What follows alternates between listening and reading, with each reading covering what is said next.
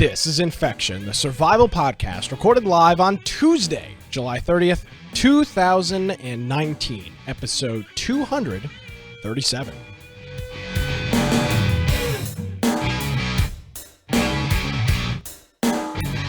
Hello, ladies and gentlemen, and welcome to another episode of Infection, the survival podcast. Infection is your source for the latest information on survival video games.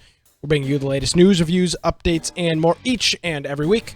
My name is Nick Craig. You can follow me on Twitter at Nicholas M. Craig. Of course, check out our website, infectionpodcast.com. Look at this. I said the right date. It's Tuesday, and we're live. Hello, yes. Mr. Brian. Because that is always your fault. It has nothing to do with the notes, ever. What do you mean it's always my fault? What does that mean?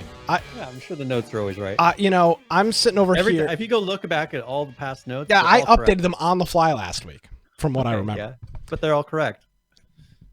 You're willing to wager that in all 237 show notes, everything is correct. By the end of the show, yes, everything is correct. Okay, touche. What's going on, Brian? Well, if you want to find me at Boise Computer on Twitter, of course, my blog biteoftech.com, and as Nick said, go check out our website infectionpodcast.com, where we have all those show notes that we were talking about. You can go and check them out for all 237 episodes now. Yes, by the time you've listened to this. We also have a link to our Discord server. So if you want to come and join in, maybe suggest a topic that we can discuss during the live show, you can click join our server on Discord. It's an easy to use, free, lightweight app, has mobile version, web-based version if you don't even want to install an application, and something you can just run in the corner. And by the end of the year, you'll find that you'll have 20 different Discord servers you're a member of. 37. Also, at the Steam group, if you want to get notifications before this live show starts, you can join that, and just a little notification will pop up if you have Steam open. It's really easy. And then we have our YouTube link, a Twitch link. We have all the different audio forms that you can go check out, depending on what kind of device you have and maybe what platform you want to use. And then on the left-hand side, we have a Support Us tab, and that allows you to go and if you want to support us on Humble Bundle, maybe you want to support us through Amazon. Whatever purchases you may be doing through those different locations, it happens to give us a kickback from that. So it won't cost you any more, but it's a nice way to support the show. And then the primary way that we do this is through our Prime subscription. So if you are a person who maybe listens to the show after the fact or watches it on YouTube, if you want to support us, one thing you can do is go to our Twitch page and just subscribe to us through Amazon Prime. And that's pretty much, for the most part, pays for all of our PAX trip, which is really nice. Yes, which is coming up very soon. Like it's 4 weeks from tomorrow, I think, or today or something. Yeah, right about like that. Yeah, so it's coming up rapidly. Actually, no, I think it's 3 weeks from. No, sorry, it's 4 weeks from Thursday. So it's coming up very quickly. And so I started my final project for my school. I started it now because I don't want to be feeling crunch time by the time we are going to PAX. So I'm getting that ball rolling, and hopefully I'll be done soon enough to where I don't feel the stress. But I have a month. I found out I have a month after my normal term to finish this, since it's the final. So you got 2 months. So really I have 2 months, but I don't know if there's any restrictions on that of, what I can do in that last month. But my goal is to have it done as much as possible before PAX. But even if I don't, I don't need to stress that I'm wasting the last 2 days.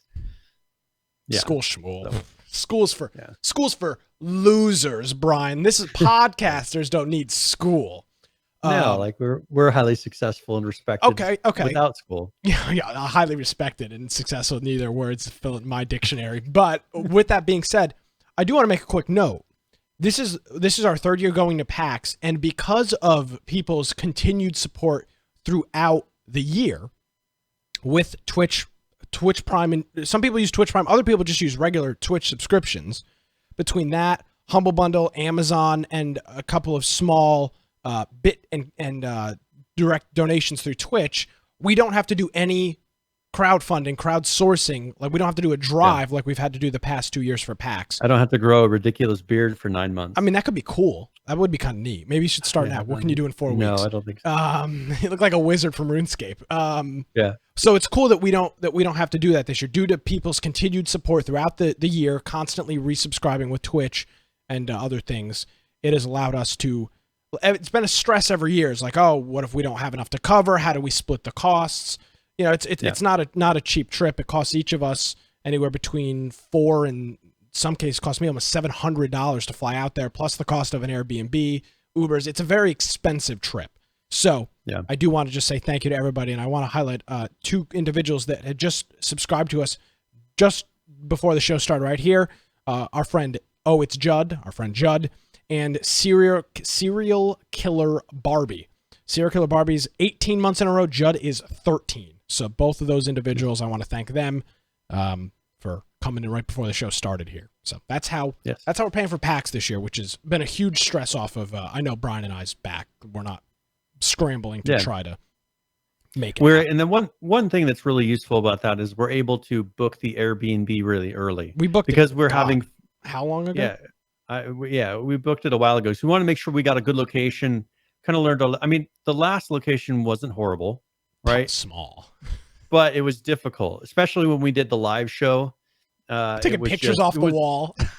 It was very cramped, and we made sure we got a place this year that has just a huge open area, perfect for broadcasting. We're not going to have people right above and below us, or they weren't below us at that one, but when we were staying originally at the hotel, and then at this last one we stayed at, there were 3 other families living in that same house. I mean, it was crazy. We booked our Airbnb back in May, so we booked our Airbnb 3 months before we even knew we were going. We even got our press credentials, and we were fortunate to be able to do that because of that. So enough of the shilling. I get it, but I do want to say thank you to everybody that continues with the monthly Twitch subscriptions and Humble Bundle buy. There's a whole bunch of people that buy on Humble Bundle. We get the reports every month on that and Amazon. So we genuinely do appreciate it, and it's going to make this. We're going to have a lot of fun this year, and I believe cat's out of the bag. Bingo, boom, cat's out of the bag. I believe there's a small possibility that our friend Green Man Cartoons is also going to be joining us out at PAX. Hopefully, he doesn't mind me saying that. Too late now. Hopefully he'll be joining us out at PAX. So that'll be cool. So we just had some anonymous gifts of tier 1 subs given to PH and Tay. So congratulations. Yes, and thank you to Anonymous for coming in with that. We do appreciate it. Okay, Brian, there's a couple places we can go. I want to give you a quick rundown. Oh, and that was Judd. Oh, it was Judd. I think he meant to have it not be anonymous, but who knows with Twitch. Oh, he said he meant it to be not anonymous, so that he was looking for some sympathy. He was looking for some credit there. Thank you, Judd, for the both resubscription before the show, 13 months, and then the 2 anonymous donations. Thank you, or the 2 anonymous gifts rather. Thank you very much. All right, Brian, we played PUBG. We can talk about that. We played Jaws. Oh crap! We played Jaws of Extinction. I got to get the video. I have it. We can talk about that. Okay. But we do have some breaking news into the podcast. Yes. For the first time, I believe, almost ever, we've done this show for 237 weeks. Everything either happens on a Monday or a Wednesday. Never on a Tuesday. Ever. Never right before the show. Never right before a show, except for today. We have a late video and a late update coming in about a game that you have talked extensively about, Mavericks. Yes. So can you give us a quick overview of what made Mavericks Mavericks? Unique? Well, why was it? I mean, you talk about 100 different games. What was Mavericks, and what kind of made it different from the rest of the crowd? So Mavericks was supposed to be 1,000-person VR, and this was going to be a big map that 1,000 people were playing. And it was kind of like a continuously running VR match. And they were using Spatial OS, which is kind of that new server technology that allows multiple servers, multiple game engines even, to sit there and communicate and coordinate and handle a lot of players, or maybe a lot of AI or whatever they wanted to do. This technology allows them to do that. So my thing that always made me nervous about Mavericks is the fact that they were making it on CryEngine, which I've always said just never seems to work out for people for the most part. But this was going to be one where they were reworking a lot of the engine and really implementing this very new technology at the time and breaking into the VR market. Now, they put out a statement, which was very difficult to find. So you have to go to if you go to the Mavericks website, it doesn't say this, not that I've seen, but if you go to their publisher, and then you scroll all the way to the bottom to pretty much the footer, right above the copyright. Then I'll just, you want me to read this statement here really quick? Yes, please, if you could. All right. It says Paul Cooper and Paul Appleton were appointed joint administrators of Automaton Games Limited on July 30th, 2019. They are managing the affairs, business, and property of the company. The joint administrators act as agents of the company and act without personal liability. Paul Cooper and Paul Appleton are licensed to act as insolvency practitioners in the UK with the ICAEW. Now, here's why that is important. It says, please be advised that due to the insufficient funding, the development of the Mavericks Proving Grounds game has now ceased. The joint administrators are in the process of licensing the Deceit game, so there would be no change in the live operation and provision of this game. So Mavericks, as we know it, is not going to be released. It sounds like they're going to take the assets and take the properties and release this game called Deceit instead. So they're ceasing this, bringing all the technology, probably all the models and whatever else they're doing, and bringing it into something else. So. Okay, PH says Deceit is already released. So they're taking all of those assets and putting it into Deceit instead. So now there is a couple of theories about what's going on with this. They talk about switching giving the licensing to somebody, or somebody purchasing the licensing of it.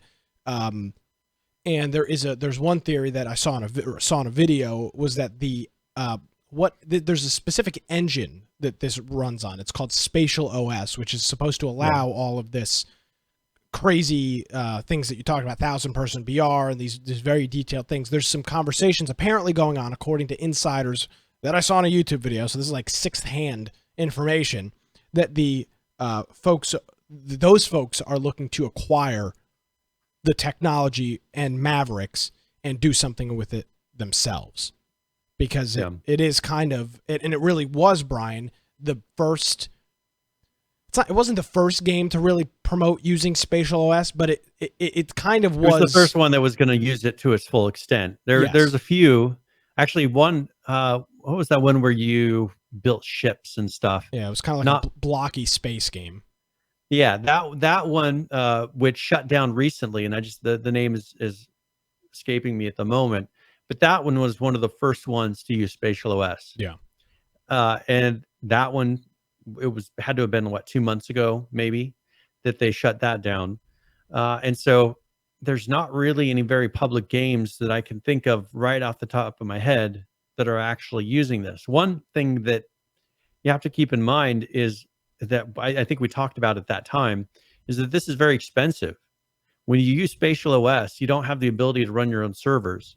You're having to use Amazon servers. You're having to use, Azure, Microsoft servers. You pick and choose what platform you want to use. You then pay Spatial OS money, and they pretty much rent the servers for you, and you just pay one bill to Spatial OS. So there's no way to really limit your cost.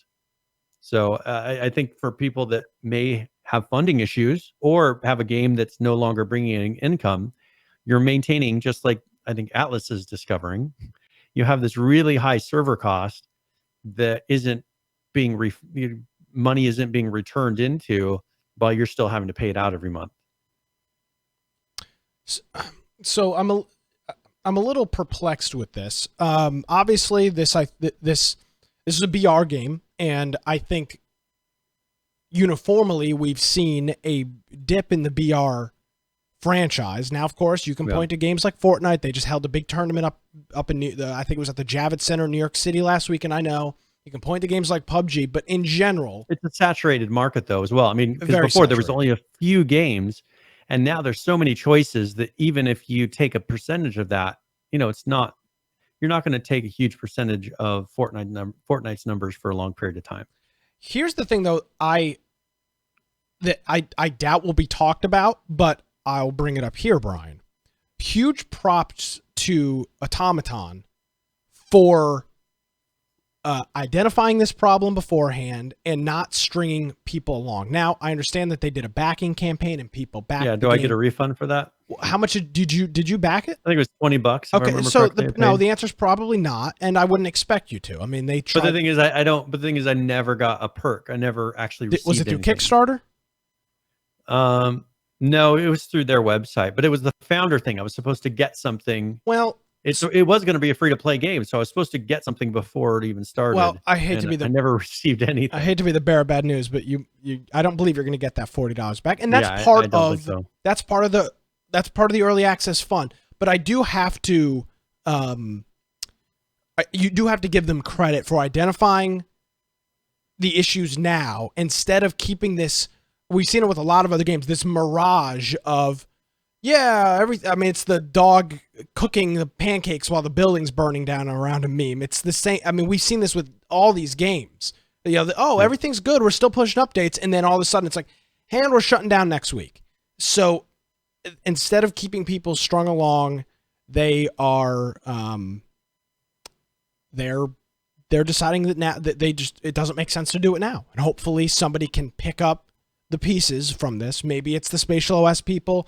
I've seen people in our Discord talking about Epic. I mean, somebody will pick this up, presumably, and that hopefully will be that, and then maybe it'll be a reincarnation of the game, but it won't be talked about. I think it's a bigger story, and it's something that should be talked about and should be talked about more in this industry. Is when developers realize early on. The Ring people did, I think, a pretty good job with it too. About right after we talked to them, funny enough, at PAX West last year, 6 months ago, they said, "Hey, we're not going to shut down the game, but there's not a big enough player base. We're going to keep like one guy working on the game, and we're going to move everybody else to a new project. No facade, no mirage, no nonsense. This honesty that we see from a few select groups, I think." It means more than I think they think it means. Yeah. To me, as a consumer, I wasn't in on this game. I didn't have any money invested in it, but this just shows the class, I guess, of the developers. I'm not attacking anybody in specific saying they don't have class, but it just shows the class of the developers. And PH had posted a post from the community manager or the prior community manager for this. I don't know if you want me to read anything from his. Is there anything in there that's of relevance? Yeah, go for it. Well, he pretty much, so there's a few statements in here. He does say that he's really happy to be able to work with these very talented people, even though it was a very short amount of time he did it. And he makes a plea to say, you should snatch these people up that, we're working there. They are very talented. Mm-hmm. And that, he feels like he was able to switch the community up from being very toxic to timid within a month.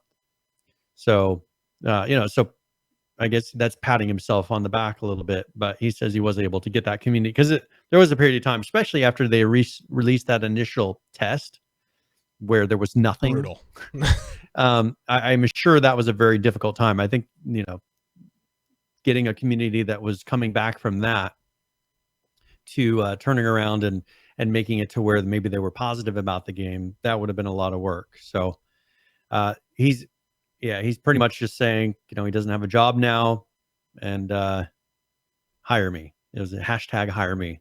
Well, fortunately, everybody. Welcome to the video game industry. Yeah, and I mean, I think people see a lot of this and go, "Oh my God, this is crazy." This is the industry. The video game industry is like this, and surprising enough, Brian, you think this is bad? Go look at the film industry. All of these people are hired temporarily to do film shoots. They're out of work for sometimes 6-8 months, a year at a time, depending on when movies are traveling around and when they get repicked back up. The entertainment business, and video games are entertainment at the end of the day. This entertainment business is brutal.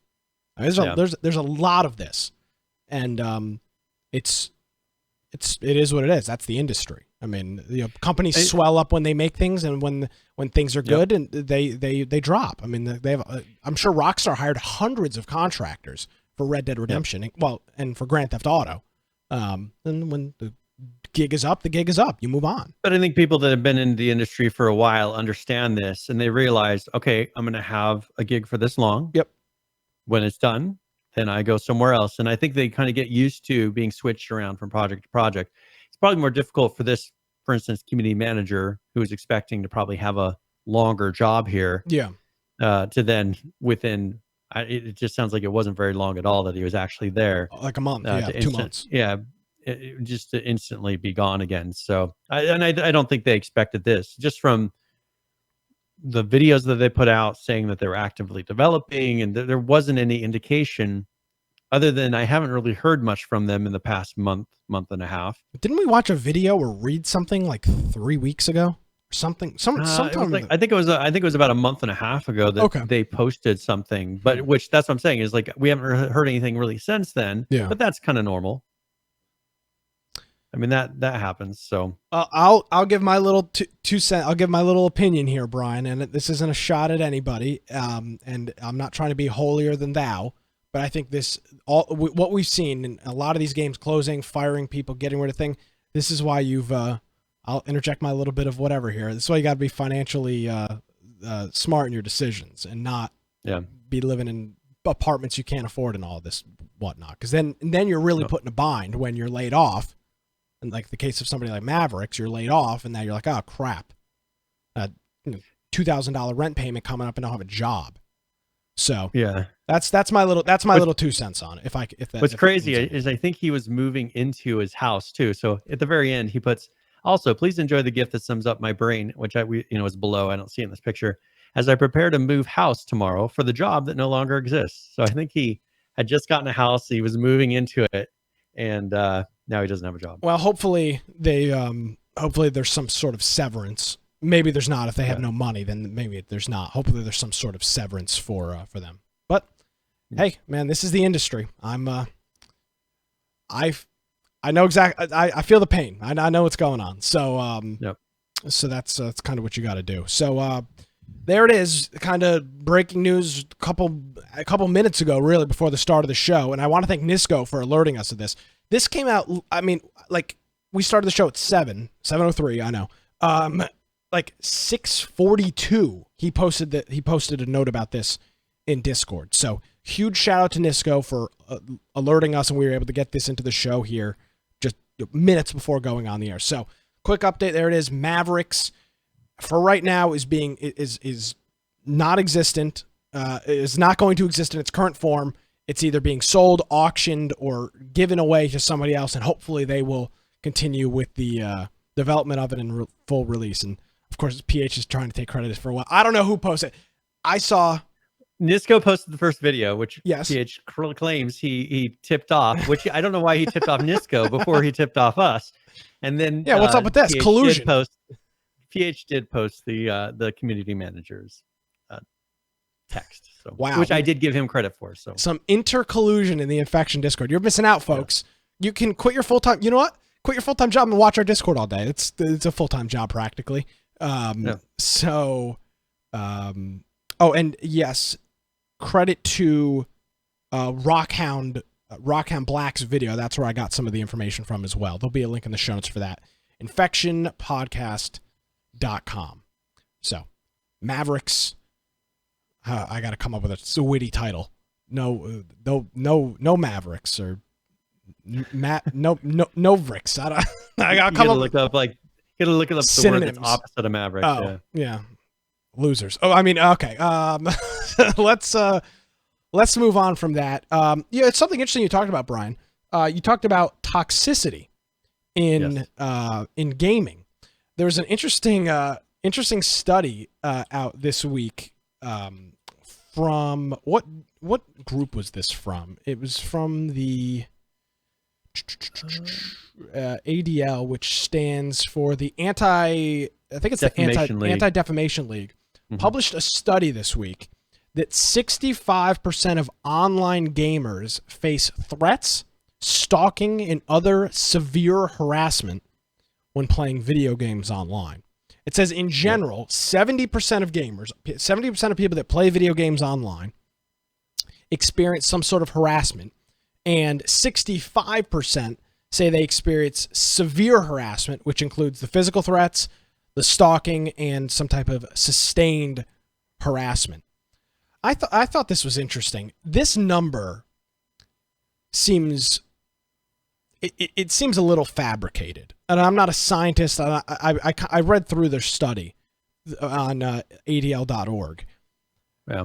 It doesn't really classify what is harassment. Well, I think they're probably taking a list of titles. Well, right? I can tell you the and list, averaging it and averaging it out, which is not every player on the internet. I'm sorry, Dota 2, Counter-Strike, PUBG, Overwatch, League of Legends. Those are not.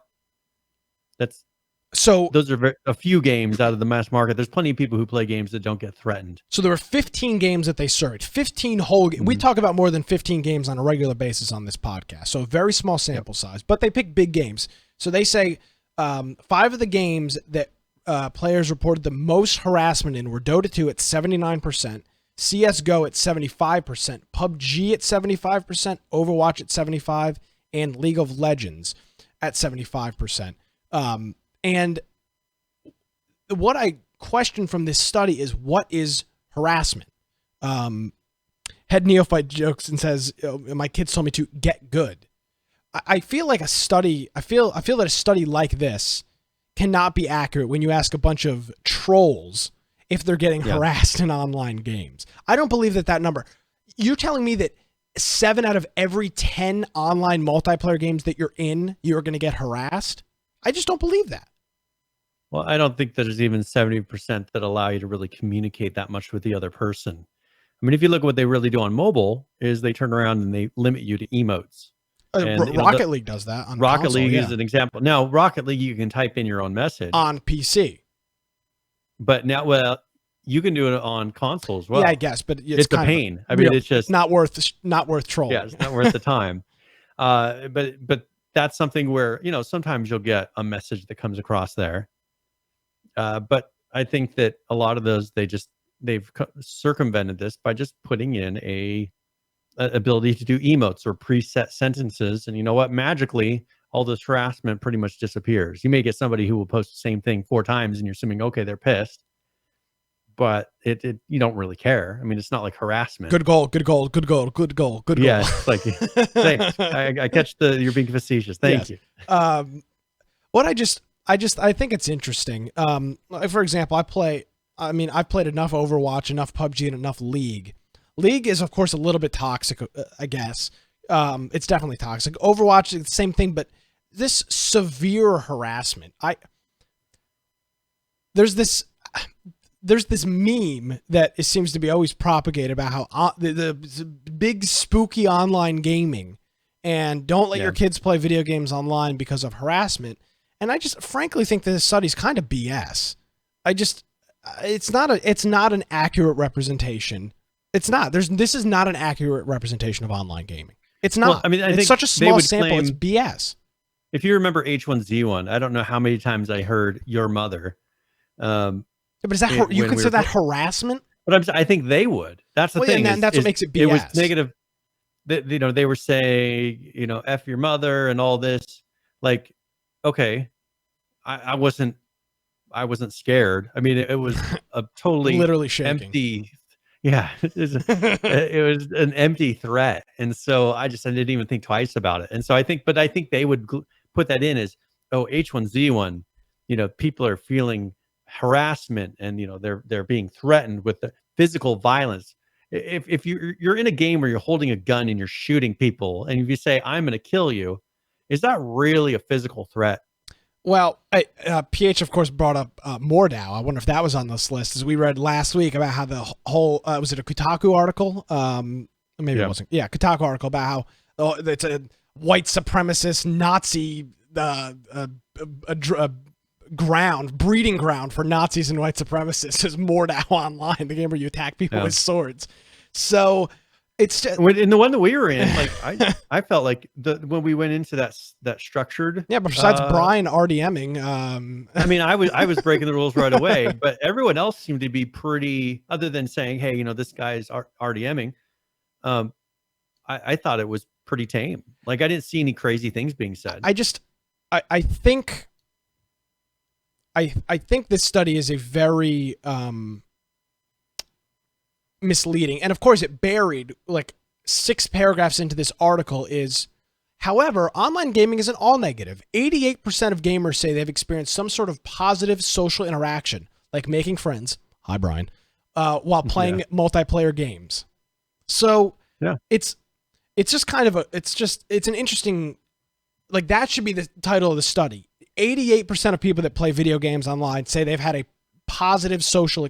For example, we in 4 weeks are going to be flying out to Seattle from possibly the UK, Florida, Idaho, California, and North Carolina. 5 different places. We are all going to be meeting up in Seattle to go to a video game trade show. Why is that not the headline? Why does the study have to be a hit piece? Yeah.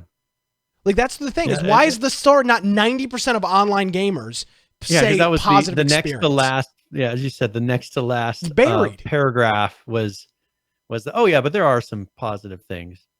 And I would have to say that my experience in online gaming, for the most part, has been positive. Would you say overall, if you had to weigh negative and positive, is it positive? Mine would net on positive. So is mine. Most of my interactions are positive. The long-term outcomes, because you got to realize someone threatening you, or that's very short term, but the friendships that you build and the experience that you build, those are long term. Yeah. And I think that causes them to totally eclipse the negative experiences that you feel. Because I mean, when I played WoW, I had very good relationship with people. That was a very fulfilling experience. I got to know a lot of people, and we got to have a lot of fun. But I can't think of any particular, we've been trolled. We've had people harass us, Arc right? Public server. Yeah, but you know what? That was a short term. You always have the ability to walk away at any point that you want to. Where when it's a positive experience, you have the ability to stay and enjoy it. And so I think that people just need to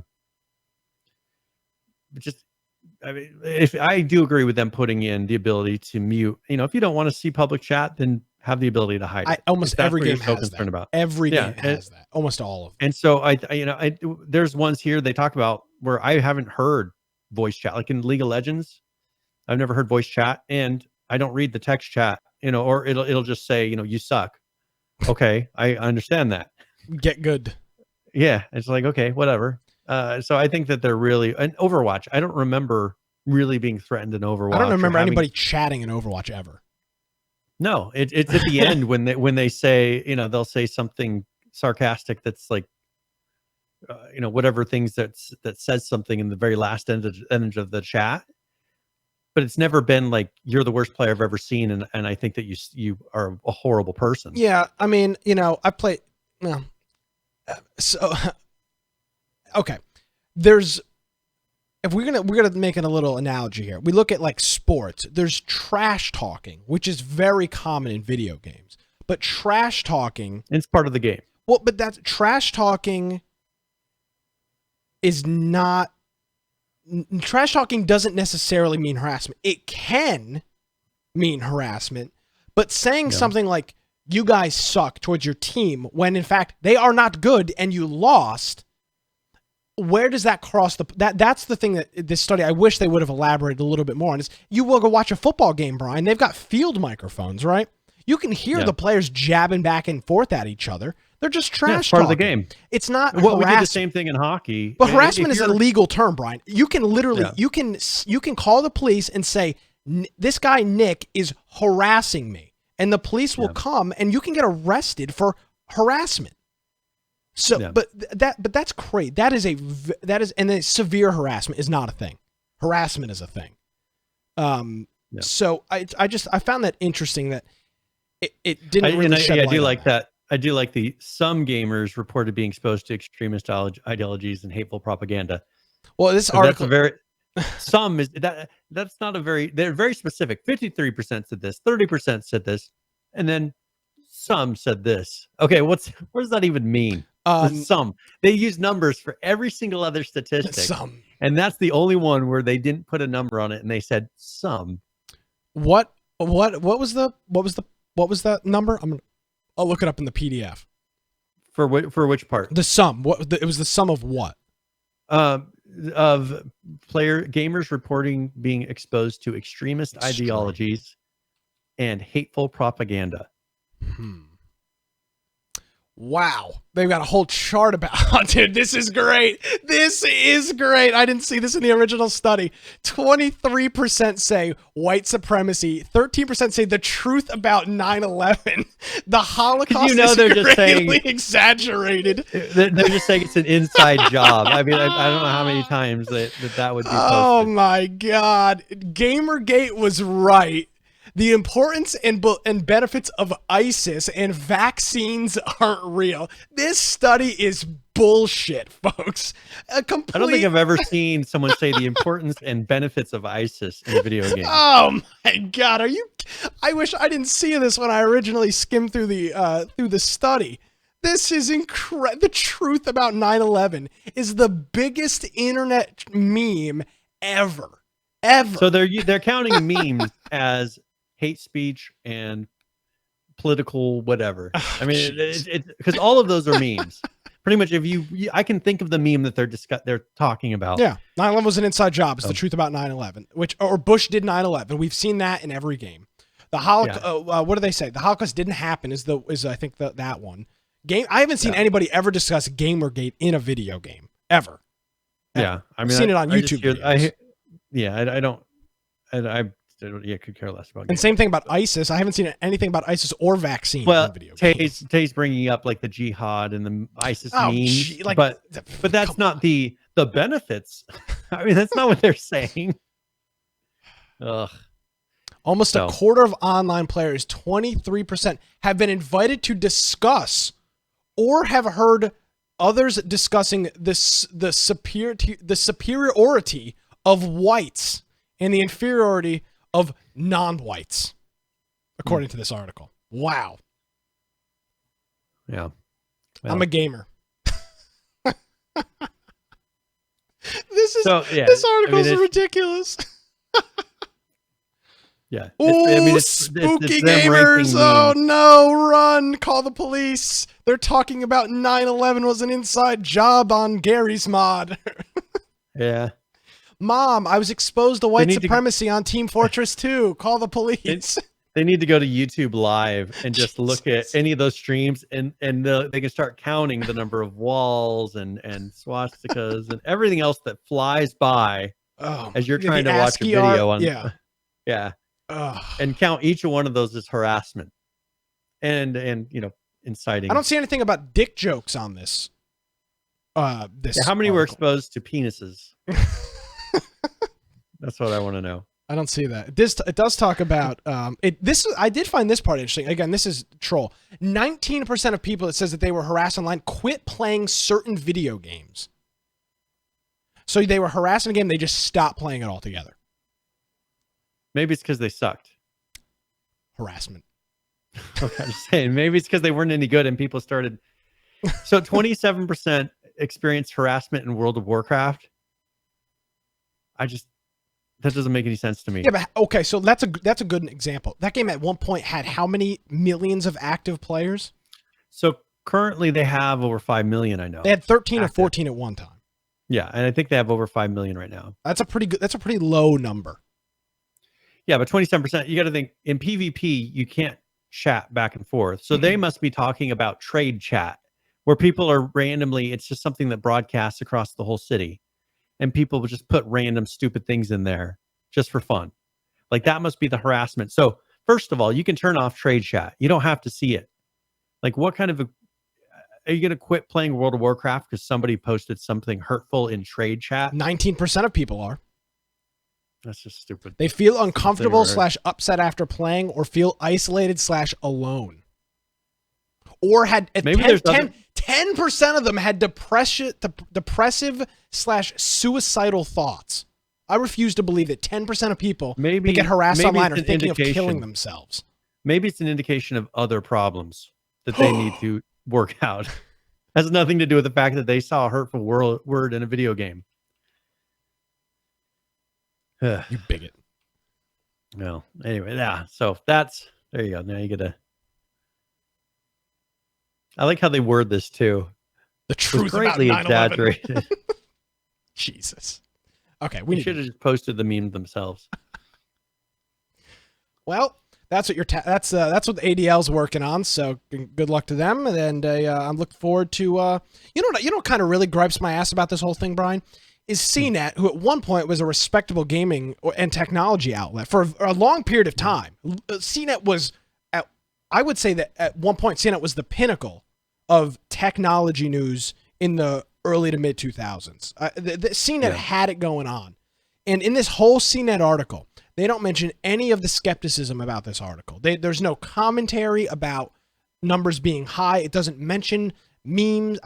If I were to take this study and transfer it to Reddit, you would say 100% of Reddit users experience harassment. 100%. You're guaranteed to find something that they would consider harassment just browsing the front page. Yeah. Well, there it is. So join our Discord. I guarantee you there's 100% chance of you getting harassed in our Discord because that's according to these statistics.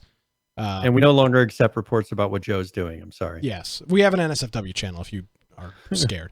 Okay. So that was, I thought that I saw that article. I don't remember where actually, no, our good buddy, Nissan Communications sent that to me, over the weekend and, brought that to my attention. So thanks for that. Again, sending us news, letting us know of things that are of grave importance on this program. Now, one thing that I guess might get some people butthurt is Cyberpunk 2077 has released a statement saying that they will feature real religions in the game. What does that mean? So your character, you can build your character and put any kind of backstory. Like you can tailor your character because it's an RPG style game. And so what they're doing is we do not want to avoid religion as a topic. Authenticity of the world is what counts for us. So in our quests, which involve religious themes, we make sure there's no disrespect, but they're using real religions. That's in the game itself. And they're pretty much saying we're not going to shy away from this sensitive topic. So, for example, Christianity is present in the game. It's going to have a faction. They're going to have all these different religions in there so that you have the ability either, maybe a quest will have something to do with a certain religious organization or in your backstory, you can put your character as being a member of a certain religion. So I'm just really curious on how Cyberpunk 2077 is going to come together. There's so much crazy stuff. It could be a dumpster fire or it could be amazing.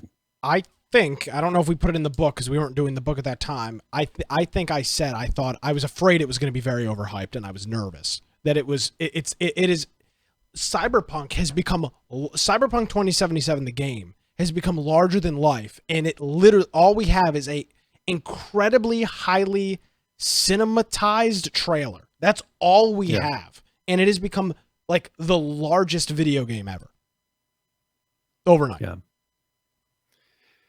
Yeah. So that's something that makes me nervous. It could be Red Dead Redemption if it's similar in depth and detail and everything as Red Dead Redemption was. I think it would be a great game. I think that's what people are kind of counting on or expecting, at least that, which is going to be very difficult for them to obtain. But with them having released so little actual information about the game, it's really difficult to know. Just like with the Walking Dead, that game that came out, No Man's Sky, Overkill's The Walking Dead, based on the cutscenes. Oh, this is going to be an amazing game.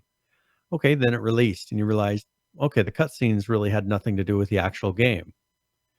So I think that this, I'm looking forward to it. It's going to be a huge world. I'm not assuming that it's going to be bad. I'm assuming that it's going to be good until they prove me otherwise.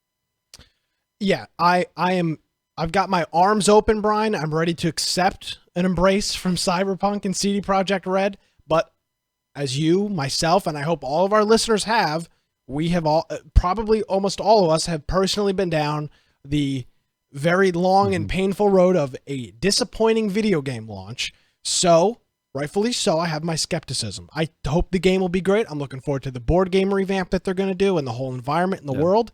I'm excited, but I'm not going to sit here and I'm not going to sit here and blow it out of proportions. I just, Yeah. I can see, I close my eyes and I can just see the No Man's Sky train ramming into the wall, and Cyberpunk is sticking out of the top of that train. It just seems inevitable, unfortunately. And I think that the difficult part as well is that this is based on an RPG style world and game that exists already.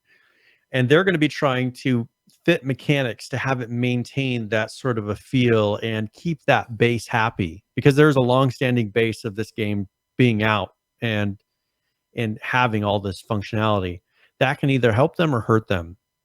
So that's where I'm kind of nervous, is that maybe they will make the game not as fun as it could have been because they're trying to maintain all of that functionality and everything that is the board game has, which we did some RPG, we did some kind of a D&D style session of it. Was incredibly fun. So for that, it is fun, but transitioning and translating that to a video game, I'm hoping they get it right. That's where the gamble is for me. Yeah, I mean, We'll see. I'm kind of in the same boat with that. So that's Cyberpunk. We'll keep you up to date. I like the fact that they're not shying away from one of the. I think they should be able to show anything they want. Like it's their game. Who cares? We get all kinds of stuff pushed at us. Like I appreciate they're saying, we're going to do what we want, and hopefully they do. Yeah, absolutely. All right, we're about 45 minutes into the show. Do you want to talk about PUBG or Jaws of Extinction, or do news and come back to those? I'd like to talk about them now, if possible. Okay, let's talk about PUBG first. Okay, so we put our money where our mouth is. We decided. When did we play? Saturday. It's Friday. Saturday afternoon, morning-ish, maybe. Yeah. We hopped in PUBG. It was you, me, Ross, and then our friend Bob, UGX Vibe, joined us. Yep. He brought his friend Sub, and then there was a fourth person who I'm forgetting, which I feel terrible about. But there was a fourth person. No, then you left. Then we had spot. And then I left, and that's when the perfect. one came Yes, we were doing 3 person. So we got everybody. So we played. I played a little bit longer than you did, and broad strokes, Brian. What was your kind of quick PUBG experience? We played, I don't know, maybe 5 games together. Yeah, I mean, it felt very much like PUBG. I can tell that we haven't played in a while. Oh, that's for sure. Because we died plenty of times. But I mean, they did all this revamp and everything else, and it felt like the old PUBG to me. I mean, it didn't really stand out like, oh, this has been redone, and like I didn't see any scenes in there where I was like, oh, this looks so much better than before. I mean, did you notice that it looked different? Because that's the thing they've really been pushing, is that they visually updated everything, and I didn't really notice it. I definitely noticed it looked different. I wouldn't say there was. I mean, from far away, I think from the plane scene, like you could see that it looked a little bit different. But when I was on the ground, that's where I didn't really notice it. I agreed. I will challenge you with this, Brian. I think I talked about it last week. You'll never complain about decent to good graphics, and I think that's what PUBG's gotten down really good. Is that the graphics aren't. We're playing on modest settings. The graphics aren't extraordinary, but they're not garbage. So they just. Yeah. They work. You don't pay attention. You don't pay attention to the graphics. I just didn't notice. Nothing stood out to me. That's a good sign, in my opinion. Yeah, and so I mean, I think that was something that I was kind of expecting, like in Ark. That time where I talk about when I was in the swamps and I was looking around and I was like, this just looks and sounds awesome. There was no moment like that for me, but there wasn't a moment where I was like, oh, this just looks horrible. It kind of reminded me. There's some graphics that are still the old buildings. Mm-hmm. You get up close and they look pixelated, but nothing crazy. We didn't have any really bad performance, I don't think. The game wasn't crashing out. We definitely were dying. That's for sure. Actually, my game did crash. This was cool. Yours did. My game crashed, and I was actually able to relog and rejoin. Reconnected. Yeah, that was pretty neat. So that was kind of cool. Now, do you remember any hackers or anything? I don't remember. We didn't play have anything, and we died so early on. Yeah, I didn't see anything that was ridiculous though. No, but I'll That tell it you was just what, us not playing well. the skill gap and the barrier to entry for playing it is just too. It's just too much. I mean, I was watching my death cams, and it's just people are just you're just getting outplayed. And here's the thing: I wasn't expecting to. I was expecting to walk in there and be some prodigy, but the level of skill, and I've never been good at PUBG since day one. But you could just tell. You're just looking at it, you're like, how did this person is killed me, and I haven't even fully figured out where they are. Like that's how big the skill gap is. And Fortnite has got the same skill gap. I have an Apex story. Remind me, because we played some Apex after that. It's a different experience. But Brian, unless I was going to invest the time, it just wasn't worth playing. It wasn't bad. Yeah. I wasn't pissed. I wasn't frustrated. It was just, unless I could get good, it just wasn't gonna happen. It's just not. Nobody enjoys getting their ass kicked time and time again, and that's exactly what our 4 or 5 game PUBG experience was. We got combined as a group. I got 1 kill with a shotgun, then whiffed on 3 shots point blank with a guy. It is just too much. We got maybe 4 or 5 kills combined in 4 or 5 games. Yep. And that's one thing I liked about before the skill gap really became an issue, or maybe we were better and not everybody was playing so much. But early on, when we could, as a group, work towards and get a decent ranking, get up in the game towards the end. And now it's to the point where, as you said, just people are able to do ridiculous shots. Who knows if they're using ESP, whatever it is. Like, it's just they're making it look very easy, and we're like, okay, I think I see somebody over there as they're firing at you and making you bleed and then downing you within a couple shots. So yeah. I don't know. I just don't find an interest. I didn't find an interest after that to say, oh, I got the itch. I want to go play it again. Which, I think it comes down to the BR thing. I just don't find an itch to play BR games. Yeah, and I don't feel an itch to play a BR game, but okay, let's finish with PUBG first. I want to come back to that. There's some news with PUBG. There's actually a couple of videos. Should we play the season 1.4 patch update video? Yes, but let me see. One of them has no words, so it's probably the gameplay one, if I had to guess. Yeah, the gameplay trailer is just music, okay. But then the second video has talking in it. Is it English talking? Yes. Okay, English. perfect. I have to ask. They do a whole lot of. They do a whole bunch of videos in Korean. So here is the PUBG patch report. This is the number's so low. It's funny compared to some of these other games. They're only on update 1.4. Some other games are like 10. It's like an IP address or MAC address practically. So here's a quick PUBG video. Or 4.1. It's 4.1. Yes, Season 4 is here. So we want to quickly go over what seasons in PUBG will look like going forward. Each new season, players will discover thematic updates with new content, gameplay features, and trials to conquer. Furthering those themes will be the challenges and rewards of the PUBG Survivor Pass, which will coincide with the season. One more thing, we're also changing the naming convention of patches to work better with this new seasonal approach. With that said, welcome to Update 4.1. For PUBG Season 4, we're refreshing our original map, Erangel, with new complexes, improved graphics, and some surprises for fans who want to know more about the history of the battle-scarred island. From the military complexes of Sosnovka Island to the power station at Milta, key locations across the island have been revisualized for new experiences and gameplay. There are new secrets to be found and areas to explore without losing the core feel of what made Erangel so popular. Unique missions and rewards await the survivors looking for an extra challenge while exploring the remains of Erangel. As always, the season includes free unlockable items, but loads of additional rewards will unlock with the purchase of the Survivor Pass. You'll have 12 weeks to progress as far as you can, but instant level packs can be purchased for those looking for a little boost.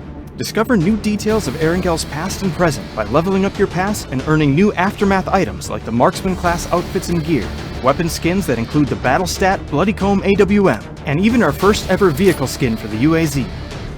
This Survivor Pass will also see the introduction of community-driven missions. When the community reaches a milestone together, new rewards will unlock for Survivor Pass holders. In addition, the survival title system will be making its return, allowing players to climb the ranks and be rewarded with the White Tiger skins for dropping in and surviving regularly.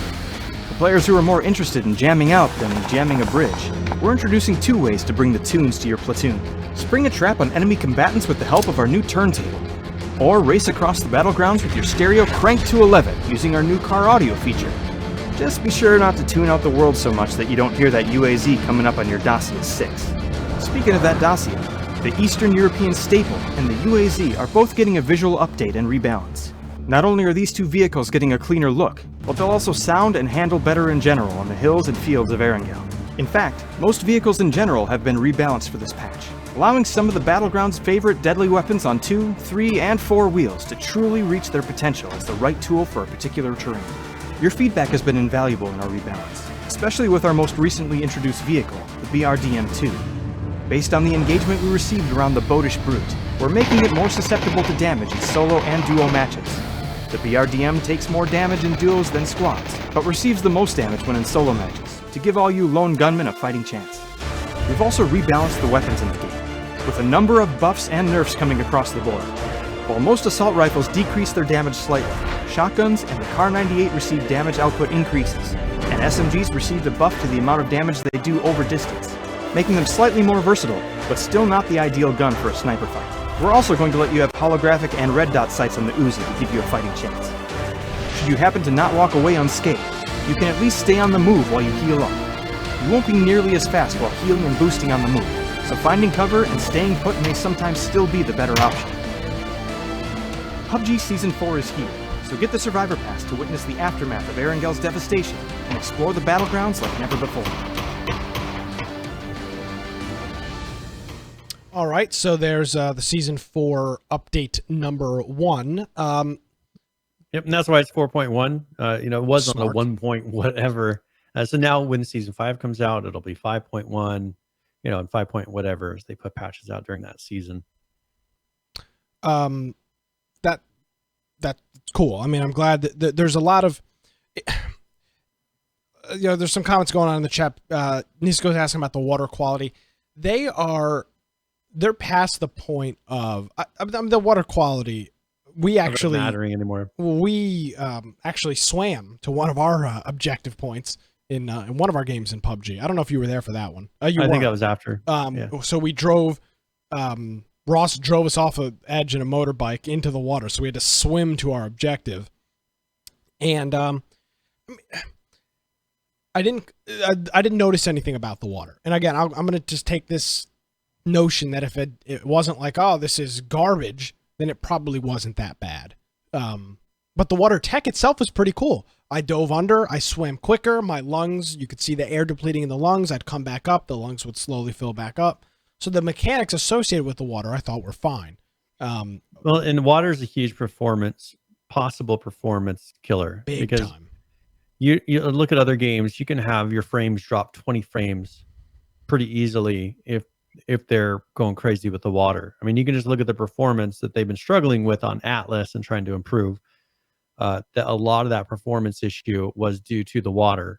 And that's something that probably they said, well, if we go and rework this or we try to improve it, we're just going to lower frames. People are going to complain about, not being able to hit the frame rates that they're wanting to, in this competitive game.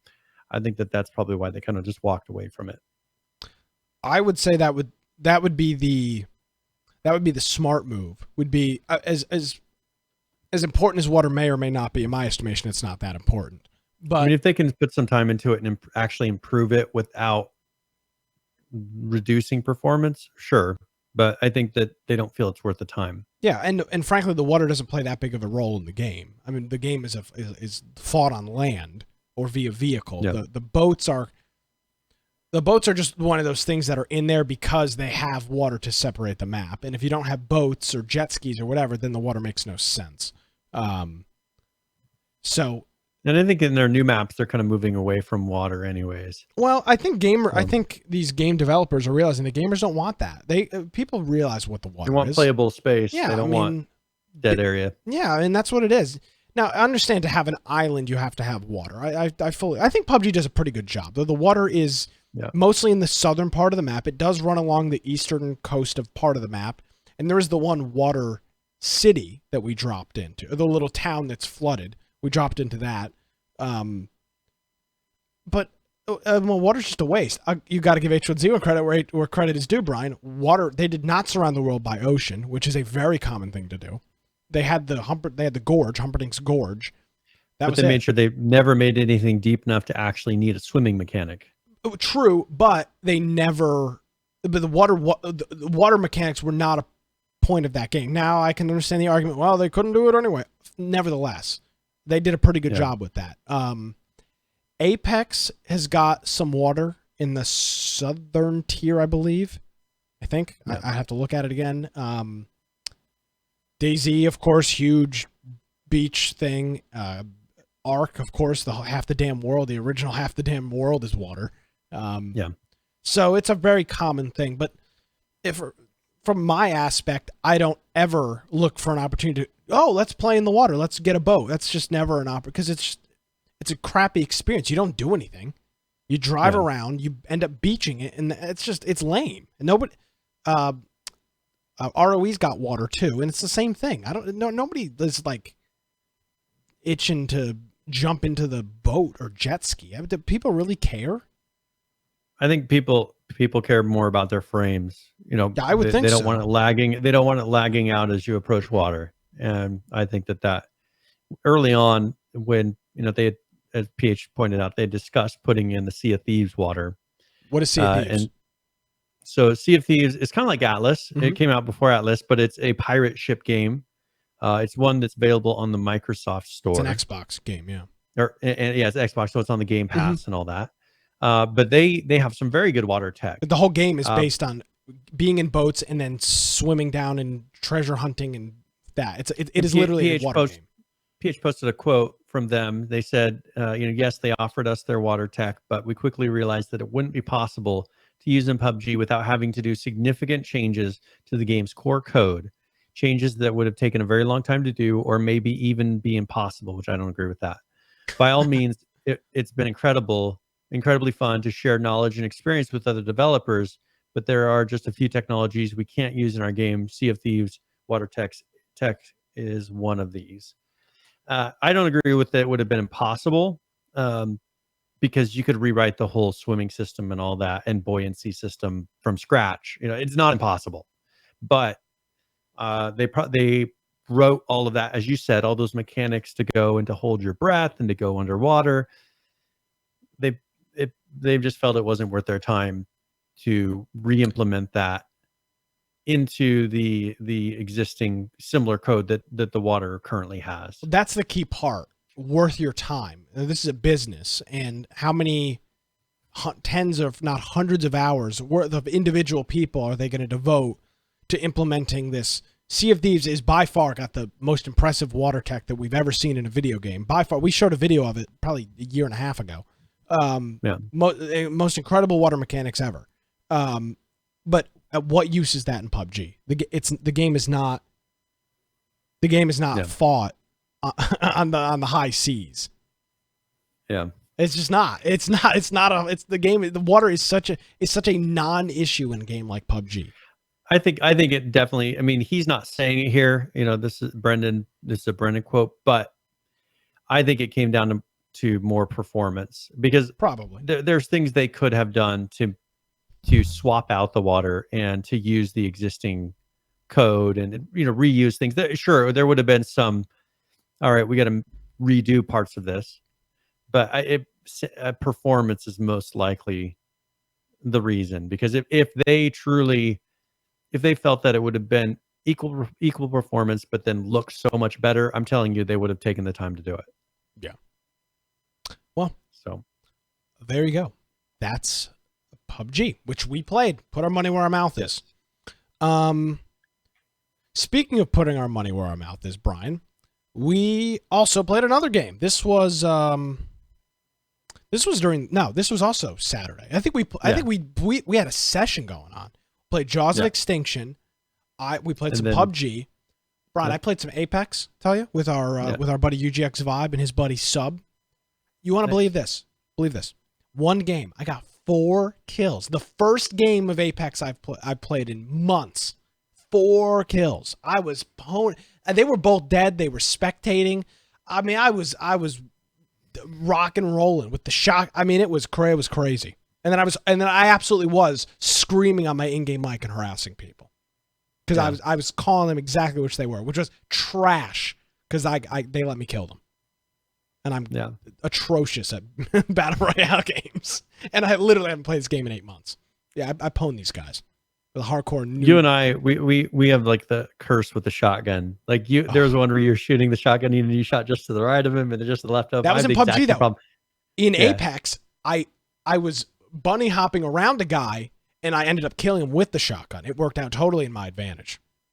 Well, I always struggle with PUBG's mechanics because their movement feels so sluggish. It is PUBG. very slow. Like, because they have that, and it used to be worse, but the system, and they kind of use an acceleration system to where it takes you a second to accelerate to full speed rather than immediately. And that drives me crazy because I'm so used to all these games to where you move right, you move left, like you're going a consistent speed, right or left, and not having the delay, which, I mean, I'm sure once you get used to it, that's fine. They should ask the Raw people for help with how to do character movement. Those guys are experts in making characters move. Yeah, you download the Unity the default Unity character controller, and then say, "Hey, look, we're making a game." Now, see, the Anti-Defamation League would consider that harassment, and it was nothing but a joke in context to the abysmal job that the people at Raw. Please don't ban us, Twitch. Yeah, please. Thanks. Got to feed my family. So Jaws of Extinction. Real quick background. What is Jaws of Extinction? Is it a BR game? So no, Okay. not currently. So this is going to be a zombie survival style game. Hey now. As we found out quickly, there's no multiplayer at the moment. I was like, hey bummed. Nick, you want to come? Nick, you want to come play with me? And then when you get to the menu, it says coming soon for the multiplayer. So we each played individually. We chatted. We played together. We played. We talked Yep. while we were playing. Yep. And so I think you're going to have a little bit different perspective than I will. Okay. Just because I'm looking at it from a technical side. Lame. But you know what I'm saying? Like, I understand the work that it took for them to get to where they're at. There's definitely problems, but this is a small team. Like this bike that is popping up through the ground. Okay, can we point out that Miscreated has been doing this and they finally took out the bike because they couldn't get it right for how long? No. This is not doing with it standing up correctly. It is like obfuscated through the ground, and it only pops up when you get near it. It keeps disappearing. Yeah, I thought you were like picking it up and putting it back down. No, it's disappearing, bro. This is the start of the game. This is where you start. There's definitely some lag in the beginning. Huge, big time lag. Like I had to run the game on like low. Yeah, and it still uses ran a save game garbage. system right now. So currently there's a save game system since they don't have a dedicated server. Your graphics, like you have a weird shine on the hair. I don't remember it looking like I'm that running. on mine. I had to run it really low. It just wasn't smooth. Okay. I had no. I didn't. But the thing is once I got into the houses area, it seems like it sped up. Okay, I didn't up it after that. I was actually very unimpressed with the performance. I've got a 1070, which by no means is the greatest GPU in the world, but this game just ran like garbage before I started especially recording. for being locally, it's not networked. And so this is a local game that's performing like this. Now they got a lot of stuff and it's not optimized, that's for certain. But once you go around, it took a little bit to get used to the looting mechanic because there's these things that have like a recycling thing. Yeah. And so it's hard to know what you can pick up, what you've already looted, what you can, like there's some things that you pick up and then they disappear from the ground. Then there's other things that you loot like there. Okay. So can you go back like a second? I think you'll see it again. Okay. So you see that you looted the can and then watch, you didn't even notice, but look, there's then a food can that just appeared in the lower right. That I didn't even see it. Wait, I'm supposed to pick that up? Yes. That's oh the my loot. God. Are you kidding me? Yes. Oh, so that's gee, that's the weird looting mechanic that I couldn't get over that. I was like, well, why are you looting the one and then it's spilling on the ground and then you're looting it again? I didn't even notice that. Damn it. That would have been. So you're just running around like. No wonder I didn't have any freaking loot. Oh my! But I mean, here's yeah. the thing: it doesn't light up. There's no indication. There's a whole bunch of garbage laying on the ground anyway. They do. By the way, the world has got a lot of good things displayed. 90% of the houses. Oh, by the way, the door mechanic, awful. Yeah. 90% of the houses are empty. There's nothing in them. This is the first house when you come out of spawn. And I'm sorry for the audio audience. For example, you pick up a backpack, doesn't auto-equip. Not acceptable. Your backpack's always auto-equip. I don't know of a game where a backpack doesn't auto-equip. Same thing with weapons. You pick up a weapon, it auto-equips. That's gameplay 101. And I don't think I'm being overly critical. These are just very rudimentary, basic things. By the way, when you pick something up, it does not show. Normally games in the bottom left or right hand corner when you loot something will say +1 and then either a little icon of what you picked up or the name. Nothing. Yeah. You have no idea what the hell you're picking up. It just doesn't tell you. There's then you have to open up your inventory and kind of look. You do. It's very. You pass in the food. I did this on everything. I did not know that was a thing. So I mean, as far as like I understand, like they're a 4-man team probably. Okay. And so I mean, I understand the work that goes into getting it to this point, but it's been out since May 23rd, by the way. Yeah, and so I think that they're on their way, and I think it's smart that they haven't officially released it or made it very public. Even I think they realize that they've got stuff to still work on because they know that the internet will turn around. See this? Watch. Yeah. Yeah. I'm seeing my skull through the wall. Yeah. Yeah, they had to limit the camera rotation. Sorry. With the boom. So. Wanted to bring that up. And so I think for them, they realize that, funding is they probably didn't get as much funding as they wanted or needed, which, hey, that's a Kickstarter thing, I guess. And so they're now just kind of developing it and trying to get it to the point to where they think it's ready to be public. Yeah. But I mean, there's a lot of work into this and there's a lot of tuning they're going to have to do. I think once they get it to where it's multiplayer, that'll be interesting to see how that works. So that's the default like loot box. It's a cat. Yeah, so that's like a default texture. I was wondering what that was. Yeah, so so they use a plugin. So if you go check out my YouTube channel, I do a video on merging a system called Survival Game Kit and ALS, which is a movement system. A lot of the mechanics and things that they're using are from the Survival Game Kit. And that's like if you were to throw the box down and not assign it what item it is, it looks like that. It's that box. So yeah, so that's why I instantly recognized it, because it's in the test level like that. Yeah. So there's 12 more minutes of this essentially. Again, I'm sorry for the audio audience, but it's a video game. We're trying to describe it. Here's the inventory system. The inventory's on the left. It shows you kind of what you've got. There's some stats in the middle. And I do notice it now rewatching it. Sometimes in the upper right-hand corner, it'll say item added, but I noticed not every time. And PH is mentioning the UI doesn't look no, the UI actually looks pretty good. I played for about 25 minutes and looted a whole string of houses and didn't find a weapon. Now, since it's a single player world, you probably did the same thing. Did you find a weapon?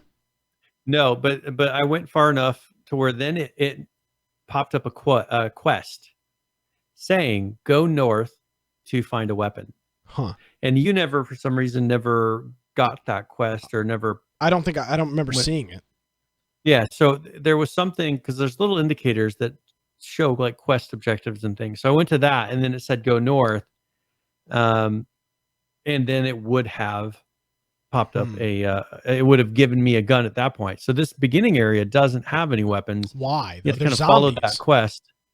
Yeah. And so they're wanting you to see, I think they need to make this a little bit more guided. Yeah, it needs to be if they're not going to give you a gun. Yeah. It needs to be to where, all right, there's a limited amount of stuff that you can do until you get to this point where we hand you a weapon and then we kind of let you loose. Yeah. So I think that would be smart for them to do. I noticed there's kind of a tutorial. There's a radio system that's in the game. But it's hard to hear. It's very hard to hear. It'll say repeat message. I, honest to God, just tuned it out because you couldn't hear it. Yeah. But that's where it kept saying, like, I finally heard it after a while. It's saying in that message, go north, and find a weapon. It's got to be not easy. very clear. I mean, I can't be. The fact that there wasn't a baseball, I wasn't looking for a gun in one of these houses, but by the way, you can't punch. At least I couldn't find a way to punch. So there's no way to combat anything. So you run to the end of the street and I think you kept accidentally looking in free look as well. That was at the very beginning. At the beginning, my game was locked up in free look until I alt-tabbed a couple times, and then it clicked me out of it. Yeah. I did like in the bottom right, it had a key, like a map key of what things did. So it'd be like tab does this, alt does this, W does it. It had a little bit of a tutorial in that regard. PH says these models ain't very game friendly. The poly count is way too high. It does have a cool vaulting system. You can jump over fences, which is cool. Not something many games have from the beginning. What is that? What are your thoughts on the poly count, Brian? Is that gonna be an issue for them potentially going forward? Well, especially in the very beginning when we were seeing that it was just lagging like crazy.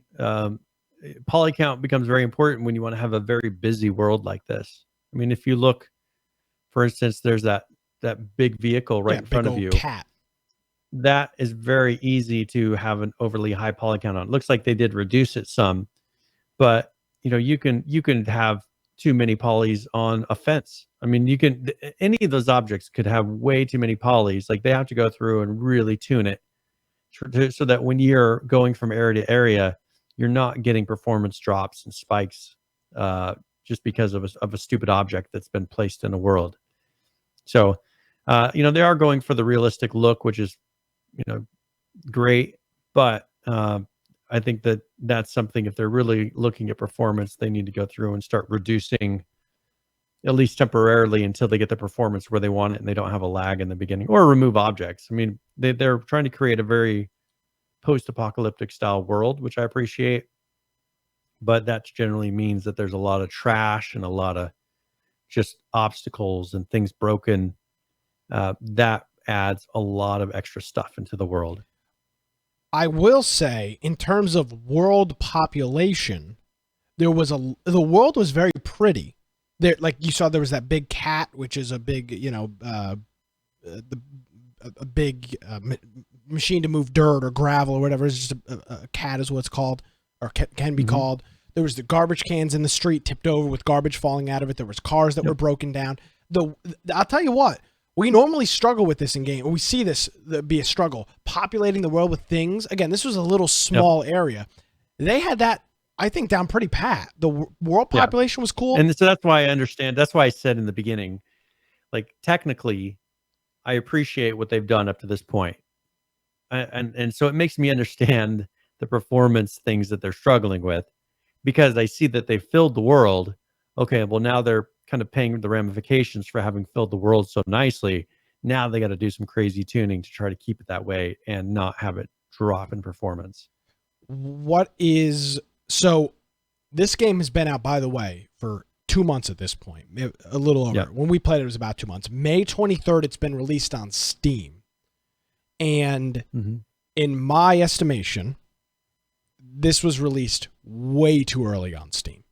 And I understand it's not listed, but it's public and people are able to buy it. And I would tell you that if I spent $19 and we didn't say this up front, we should have. We were given 2 copies of the game. Is that correct? Yeah, review copies. Yep. Review copies. Well, I mean, copies, whatever. I mean, no difference. So I forgot to mention that up front. My apologies on that. But we were given 2 copies of the game to try out. But if I had to spend $19.99 in this game, I'd be pretty pissed. And I'm not somebody that gets pissed over $19 on a game that doesn't work out. But the level of earliness in this game was at a point where, Brian, frankly, it was almost unplayable. I mean, there's nothing to. What would you do? Well, and that's where the single player doesn't really make sense, because they don't have a lot of. I mean, they have basic quest stuff in there, but the fact that you barely notice that there was a quest is not hinting that it's really a quest heavy game. Yeah. So I think that they're going to have to go through and get the multiplayer working because people create content. You know, if you're not creating content and quests and things like that, people will create the content for you. And so they need to get the multiplayer working, get performance going as best they can. And then move forward from there. I know that they're a small team. It's very difficult. It's difficult, especially when you don't have funds to really do a lot. And so I can tell they're trying, but this is a difficult market right now to bring this kind of a game in anymore.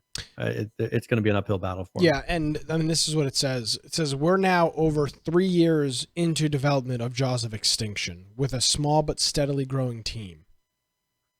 What does that mean?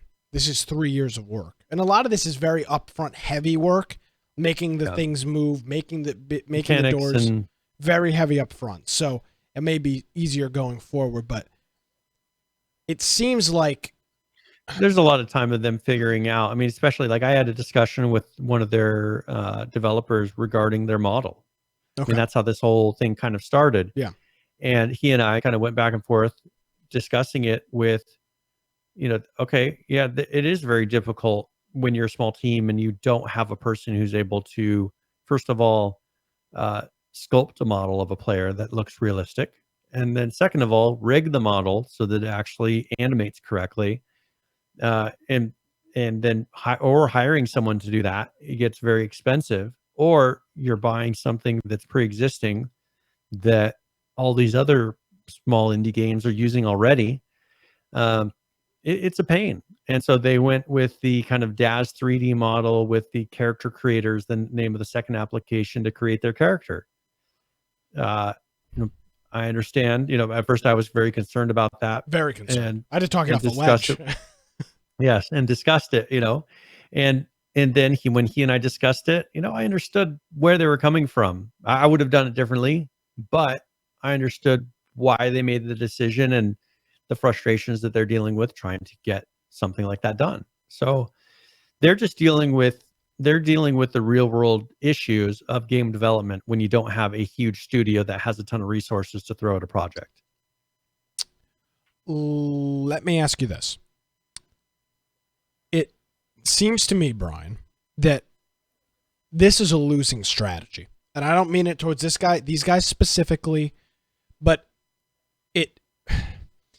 it just appears that this small, and I know you're working on something, I'm not going after anybody, but it just seems like this small batch, large survival game world thing is a losing strategy. You want to talk about in today's realm, the deck being stacked against you. I mean, it's like you wanting to go to Vegas to retire. It's not going to happen. Yeah, it may happen, but these games are just so damn complicated, Brian. You're talking about, I know that some of the details on the project you're working on, you're talking about things that other companies are doing with hundreds of people. And in this case, it's a handful of guys at Jaws of Extinction. How can they compete? And unfortunately, I believe the answer is they can't. I think there was this little period of time, and we lived it in the H1Z1 early days, where expectations, I don't know what it was not as high, and you could get away with releasing again. I mean, look at Rust did it, 7 Days to Die did it. I think there was a limited amount of time where people were more accepting because there was a drought. First of all, I think it comes a lot down to the recession. The recession really made it so that major studios were no longer releasing games. So you want to know what the economy is doing excellent right now. And so these game studios are pumping out high quality games because you know what? They've got 1,000 people. Some of them have like 1,000 people plus that are sitting here and making crazy games. Yeah. It's very difficult to compete in that market when you have a game like Cyberpunk 2077 coming out, when you had Red Dead Redemption 2 come out. You got a new GTA that's going to be coming out eventually. And then all these other really high quality survival games. And I mean, Days Gone, a really good game. You don't hear about that. I mean, that's a zombie survival game that came out, and it beats any of these small indie studios games. But how many people have played it? There's just so many games to pick from at the moment that it's just, now is not an excellent time for people to be releasing games. I caught that. That's why I haven't announced or pushed anything out yet, because I know it would be, at this moment, such an uphill battle. Let me challenge you though. It's not it's not that releasing the game is the problem. It's releasing something that is so early in its lifespan that people aren't accepting being strung along in the development process like they were however many years ago. Because they've been people screwed. Were willing. Yeah. Well, time and time again. Why would you put up with that game when you can go and turn around and play a fully fleshed out game? Agreed. Instead, that has all the content. Yeah, PH brings up like Raw. People are anxious for that, but you know what? If they would have actually released it, you know how pissed people would have been when they got the actual final product. I can't even describe what kind of broken piece of garbage that game would have actually been. You want to talk about a literal dumpster fire, Brian? What they were saying they were going to do. You want to talk about expectation versus reality? That game would have been the shining example of how to not develop a video game. And I thought that there was no chance that Kickstarters were going to release. Now with them, they released all these cutscenes that were very good cutscenes. I mean, they did a very good job of putting those cutscenes together. But then seeing that video that we showed last week of the actual gameplay was just like, okay. So it's not, it doesn't come down to, it doesn't come down to the actual, whether or not you can make a game getting funded. Like they obviously don't know how to make a game. And so that would have been very short-lived. But there are, there's most of them show too much content too early. They showed that video. That's the problem, is they show a lot of these other smaller studios, they'll show that the video that came out after the Kickstarter for Raw, they'll show something like that early. And so people realize what they're going to get, and that's why a lot of times those things don't get funded. People want a finished game, and they thought with those cutscenes that they were probably getting something closer to finish, but then they realized they weren't. Well, I'll say this again. Half of it falls on, well, maybe more than half. Let's say 70-ish, 75% falls on the developer, but the other 25, 30% absolutely falls on the consumer. And you just got to be smart in your buying decisions and not be misled by, frankly, BS. So, and people are budgeting, they're spending. We said this, I think, right about the time that the economy started to rebound. We said people are now having to budget how much they spend on video games and what games they play. Back in the H1Z1 days, there were so few releases, you pretty much just bought whatever came out. Yeah, because you could. And now it's like I couldn't go and buy all the games that are coming out. There's just broke every week. Yeah, you'd have no money left. You'd have to get a second full-time job to fund your video game buying habit. I mean, I was looking for a couple games for the Nintendo Switch. It's the same thing. I was like, damn, do I really want to spend $49 on this game? Yep. No. Not that $49 is some unobtainable amount of money, but I've got 100 games on my computer that I'm playing right now. Do I really want to spend that? No. Yeah. So guess what? I'm not going to. The Switch will continue to sit in its dock until the battery explodes one day, and that'll be the end of it. Now, Nisco is saying, like, right now, he's saying new games are dry. I would say that right now we're kind of in an in-between time, and I think it has more to do with them planning to release something more in like November because they want to hit the Christmas peaks. Yep. I think Black that Friday, we're Christmas. I think that right now we're in a little bit of a drought, but only because they're holding on to titles and releases to release on Christmas and to release during the time of the year when they know people are going to spend the most money. There's games out there, but I think that right now, this time of summer is probably one of the lower purchasing times. But I bet you here in the next 3 months, next 3 months, we'll probably start seeing a bunch of games being pumped out. And maybe we'll see some cool things at PAX that are about to be released. Well, we did an episode, I don't know how long ago, about E3 and how PAX games like PAX and Gamescom have become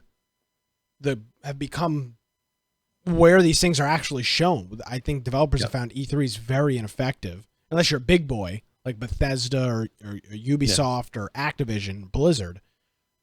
So we saw, and say what you want about it, we saw a game like last year, The Nightmare, that nobody really had ever heard about.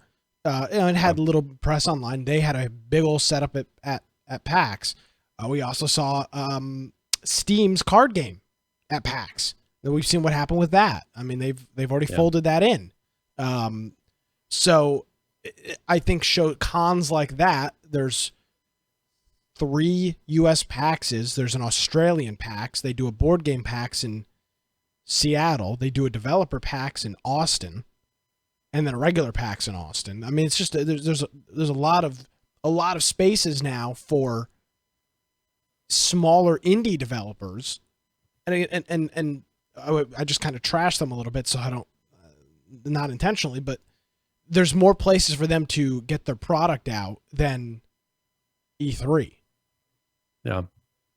Well, and I think that with PAX and things like that and having so many options, they're going to go, for instance, what was the Blackout Club?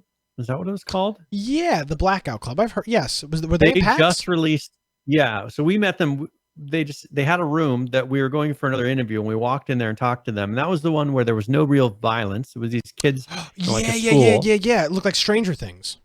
Yes, kind of a Stranger Things type of vibe to it. And they just released 1.0, I think. Nice. We should go back and look into that. I bet you they'll be at PAX again this year. They were super cool people. Yeah, so things like that, like they are there. There are games being, especially some of these developers that work to big studios, so they're releasing titles. But there's so many of them out there. Like how many people know that was actually released? I mean, that came out in 1.0 like this week. Not very many people. What was it called? There's just the Blackout Club. Put that in our news channel. I want to remember that.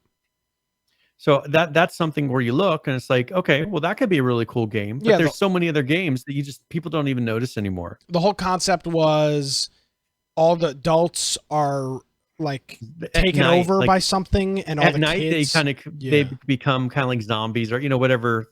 And so these kids are like sneaking around. They have to avoid the adults at night, and they also have to prove to them in the daytime that they're being taken over at night. I think that's the concept. Yeah, you're literally talking a year ago, 11 months ago when we saw this. But that was the concept. Kind of like an F-13 vibe. But it had their room was set up like Stranger Things with Christmas lights on the wall, and it looked kind of neat. Yeah.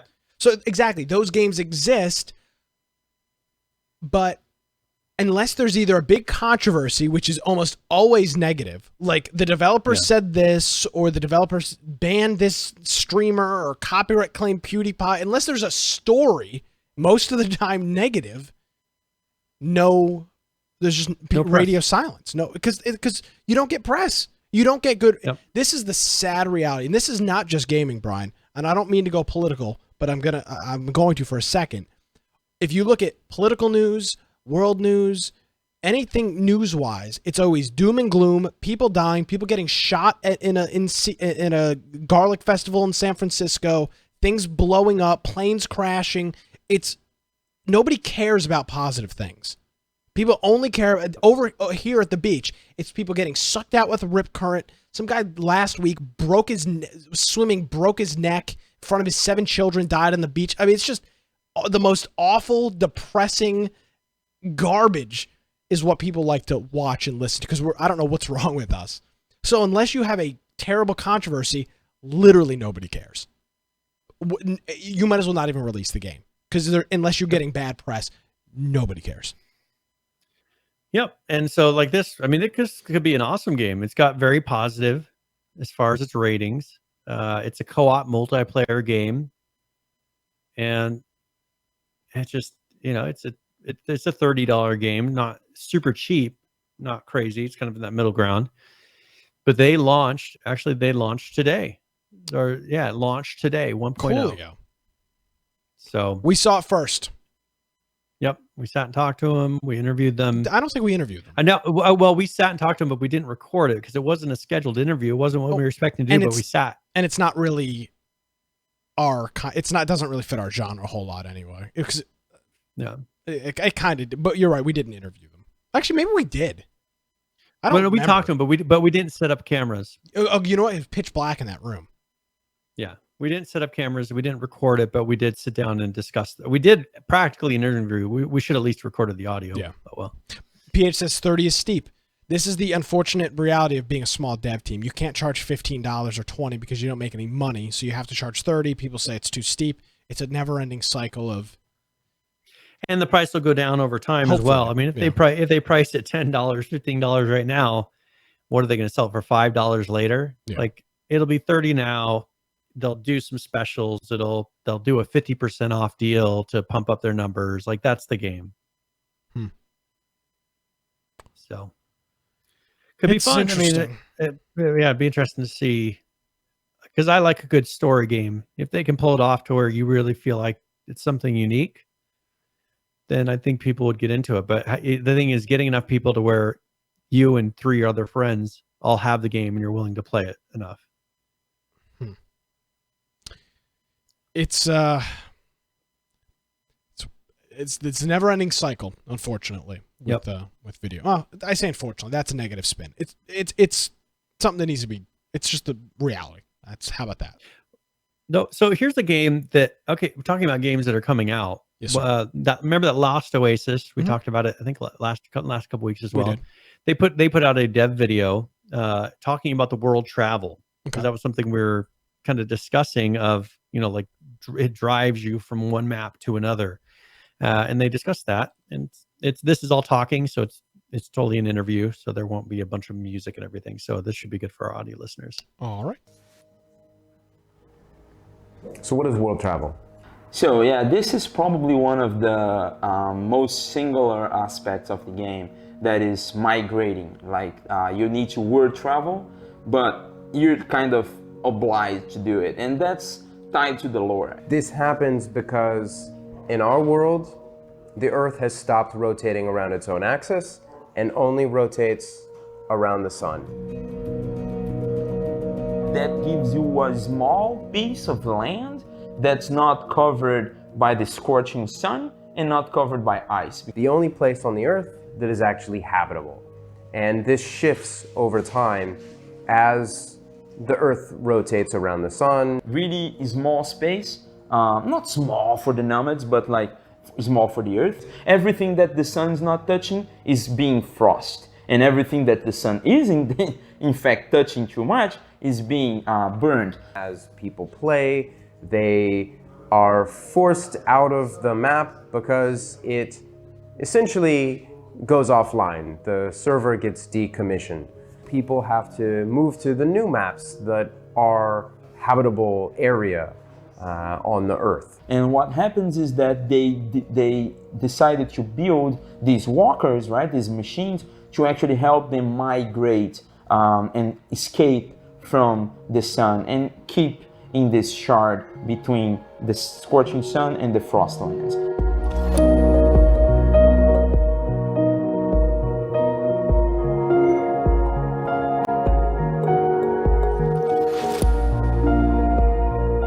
They have to find ways to conquer land, to get the resources they want with their competitors, with other players, with clans, large and small factions.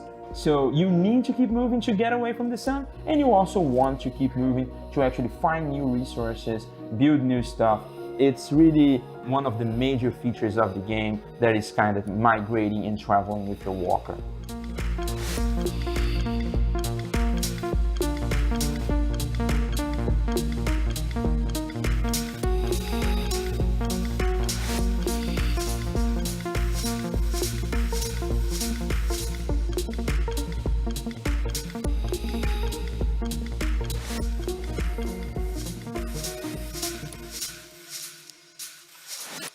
So that's it for our first video dev blog. Really hope you guys enjoyed it. Leave a comment or contact us on our Discord. Love to hear what you have to say. See ya. All right, quick video from last Oasis. There, I really like the structure of that. It's kind of quick and concise and to the point. Well, and I like the unique idea of here's an actual reason that you have to transition from server to server, because this allows them to create. I mean, they can almost randomly generate worlds or have a whole bunch of different types of maps that are just gigantic. And it's like, well, how do you get people to move? Ark, I mean, look at Ark. They've got, 5 maps, and people kind of they can go in between them, but you know what? They've got full-time bases, and it just creates a mess. Yeah. Well, this one, it forces you off the map, like because of the game mechanic. That area is either going to be burned up or it's going to be frozen. Okay.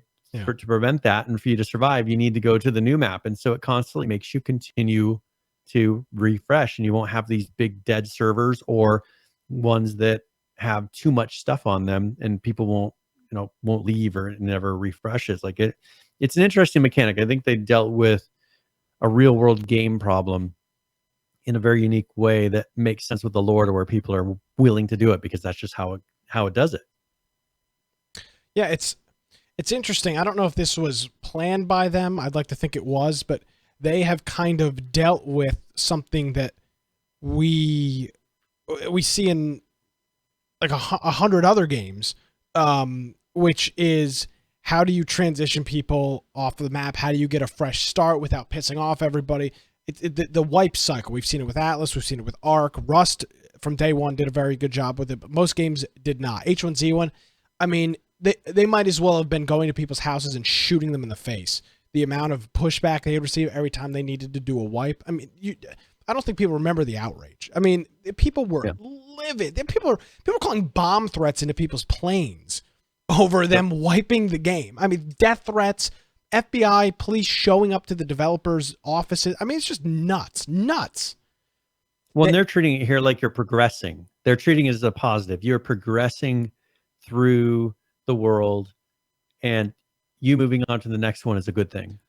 My question to you, was that planned, or is that what is what is it called? Happy mistake? Who's the guy? Who's the painter guy? Bob Ross. I think they planned it so that they could have a giant world, because the problem is, look at Atlas. Yep. That's a giant world that they have to have all those squares up at all times. Well, how do you get a giant world like that people will move through and actually have a lot of different experiences in, without worrying that they're going to be taking up all of the squares? Well, you make them just kind of go through the squares as part of the game. Mm-hmm. So I think that's how they viewed it. Yeah, maybe they'll have visually very different games. You'll kind of go to different biomes and things. Like they could do it to where when you migrate, like you're going to a slightly different biome and have something that's totally different, because you're going a long distance. So I think it'll be interesting to see. The graphics look good. Very interesting mechanic. Hopefully it works well, because I think this could be kind of a survival game similar to what we have for Ark, but we haven't had a game like that for a while that's come out. Saul says something back to the point of H1Z, and he said, nobody wants to crowbar a damn car for 8 hours to have it all thrown away. Maybe if building a base was fun, but the resources collected was a boring ass grind. Yeah, I think that's a problem. Look at this one. You're building kind of a mobile base. I mean, look at they were on the equivalent of a ship. It's like, it's like I said before, one of those Da Vinci models. It's like a bug. A wooden bug. Yeah, and so you're kind of making a mobile base, and you're having PvP conflict with that base. Allegedly, yeah. Well, I mean, that's what they were showing. Yeah, their trailers are incredibly stylized, though. They show so it'll be interesting how 9 things next to each other and people exploding, and I mean, I don't think this never works out like that. Never, literally never. But this game, Brian, I'm going to be perfectly honest with you. I really have had no interest in whatsoever in terms of like once it actually comes out, because it's kind of like Mad Max style, which I did not enjoy at all. I didn't like the movies. I didn't like the game. It's just not my cup of tea. Yeah. So, but the more and more I listen with this video specifically, listen to them talk about how they've set up the game, and I'm kind of morphing into Brian here from the technical side of it. I love how they've laid out the potential for them to update the game, change the game, and not piss off the entire community. From a business aspect, I'm almost more interested in playing the game from a business aspect than I am from the actual game side, which is interesting. And it could be fun. I mean, it'll just be interesting to see how the day-to-day playing of it is. Yeah. As far as how do they make transitioning from server to server, because people don't play at the same times. No. Like, how are they going to make that happen? That'll be the interesting to see if they can pull that off. You do it on a weekend, and it's something you plan out. I mean, Rust does the same thing with some servers have their own wipe schedule. They wipe every and say first whatever of the month. And they can say that this server, has a migration time in this time range, so that you can join a server that matches your time zone, and you play with people that are generally playing at the same time as you. Yeah. Yeah. So absolutely. Very good. All right. So yeah, that was their first. So we'll see. There'll be more. It's going to be a while before this game comes out. A little bit. Now, there was a game, speaking of, we were talking about Atlas a little bit. They're releasing I love it when they say this, free DLC, which this is something I think that you'll find that maybe there's a reason for this. So there's a video. There's not talking. I don't know if you want to kind of maybe have the music quietly in the background. It's called it's called Blackwood. It's called Blackwood. And this is a DLC that they're doing, but it's more tailored for single player. Well, they talked about this. They were bringing a single player mode into the game. They were bringing the single player mode, but this map is specifically made with single player in mind. Okay. And so what it's doing is you can either play this in single player, you can have a non-dedicated server mode, or an unofficial server has the ability to use this map. And what it is it has 7 unique biomes across 11 islands. And this is a 1x1 grid. So it's a single grid. Arc. Yeah, I mean, it's pretty much an arc map. Arc. Jeez. Sorry, I've got a cold. Yeah. And so they have here, finally, new cities and outlying areas, ideal for role-playing and server events. It's got a place called Mermaid City, Boss Arena, which is, once again, we've seen that in another one of their games. They have a hard mode island, which has elemental beings on it called Forbidden Reach. And then it has, all the normal things, the Army of the Damned, the Power Stones, Fountain of Youth, all those other things that you would see across the regular is in there. So that this will be interesting because we've talked about how they're really trying to get away from that giant server system that they currently have. Why, Brian? Why are they doing They this? want people to play this. Well, it's not maintainable as a role-playing server with the current system. And people having put together and made the application that most people were using to run Linux servers, I can tell you it is not user-friendly. It's not anywhere as user-friendly as what Arc was. Trying to make that grid and then people having to host that grid, it was just a pain to have somebody get up a server, and these RP people they don't want to do that. And so I think this is their compromise of, we are making a map for you that has all this. It's more curated, has all the features of the giant map kind of squished into one thing. Here you go. And I bet you they're going to really roll back and scale down the official servers. Why not give people who bought Atlas a free copy of Arc if they don't already have Arc? If they already have Arc, a season pass, or if they don't have the season pass, half of their money back, and just call it a day. I mean, I watched that trailer. I literally thought I was watching a new Arc DLC. They really should merge the two. It makes no sense. It's insanity that they're trying. You want to talk about? They now have two. They have 2 Arc releases now. You want to talk about Weekend at Bernie's? I mean, like the Atlas is Weekend at Bernie's. They're trying to be like, oh, here's our game. It's pretty much our entire other game, but under a different name. And like a 16th of the players.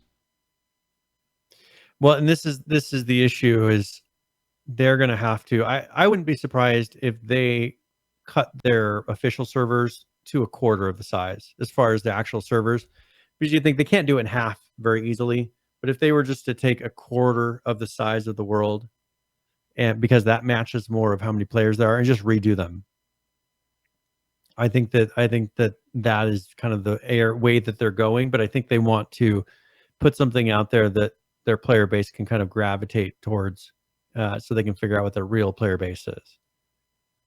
So I don't know. I didn't expect to see this and have it be the way it is. Now it says, no database setup required. They're redoing it, trying to simplify this. And so this was created by a guy named ISO, who was a popular mod map maker for Ark. So he made the Crystal Isles. So they didn't even make this. So they got to be putting like minimal resources into Ark or Atlas at this moment. So why aren't they making this? They're supposedly making all these things. It was a mod maker. So oh well. They had one of their community guys build this Atlas map? Is made by a community guy. Yeah. It was created by the level designer behind Ark's mod map, Crystal Isles. I wonder what their honest to God internal long game plan is. I think they just kind of gave up on it. Yeah, but then you've got to have a plan. You can't be releasing updates to your game like this and wasting the time and the effort. And I say money because they're paying their people. They're either paying this guy, and if they're not paying them, then that sucks. But they're either paying that guy or paying their internal team to make videos like this, do whatever. There's got to be some type of plan. I mean, they're not just burning money. I think they're trying to make it more like Ark, because Ark is successful. I think they're trying to transition and make it more like Ark. But people don't. But if people want Ark to play Ark. I mean, they don't want to play this. This is like this crappy spin-off.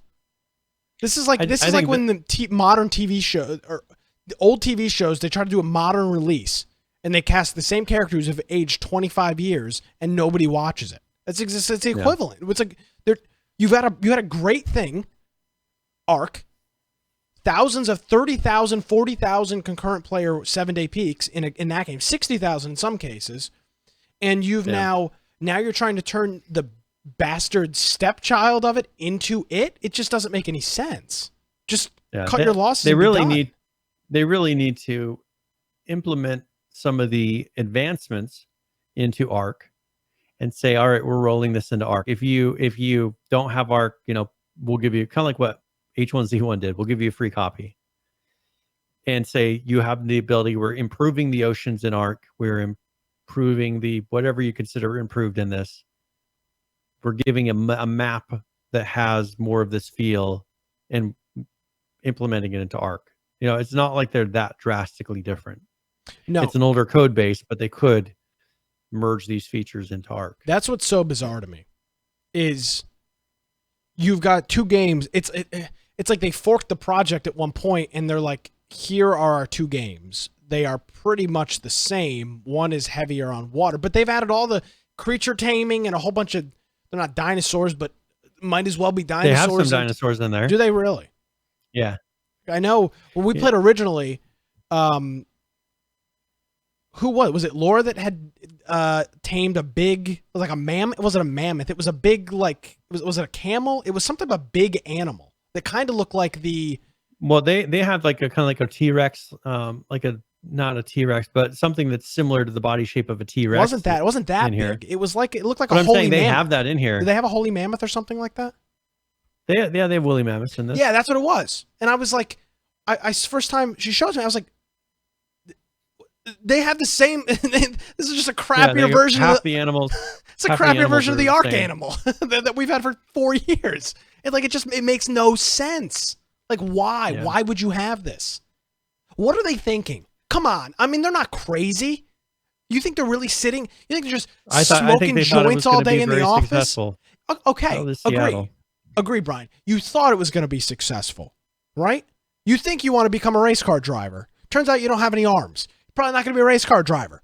Reevaluate. your life Reevaluate. decisions. That's what I'm saying is, okay, agree. I thought it would have been really successful too. Clearly, it's not. What the hell are they doing? I don't know. With this, I think they're just trying to get it to where they have an excuse to say we're going to be able to shut down some of our servers.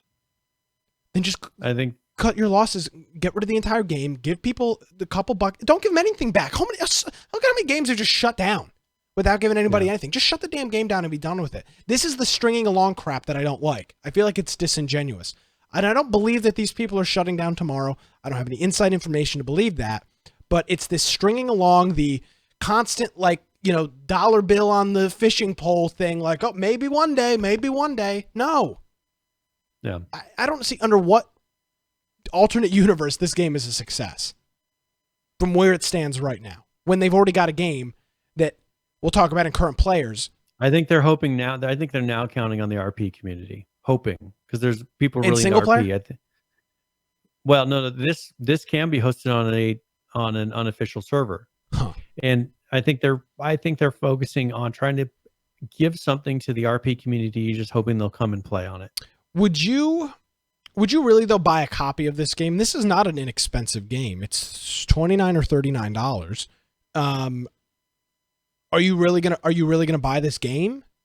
Are people really gonna be beating down the doors to buy this game? RP people throw money. I mean, look what they did with Raw. That's the RP community. Like, RP community is just searching, and I've said this. I've been saying this for a long time. Hot take. Someone needs to make a game that allows people to kind of create their own world. You know what I'm saying? Like, people want that.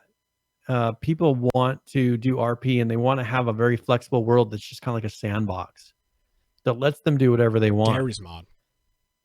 Gary's mod, but that's very old. It is. And they like, people want.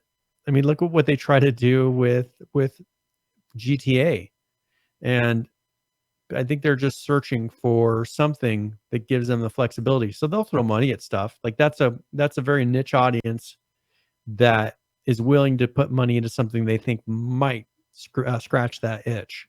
But I don't know. I don't know if this is it. Like, they would have to throw a lot of features at them to get them to kind of move over to it.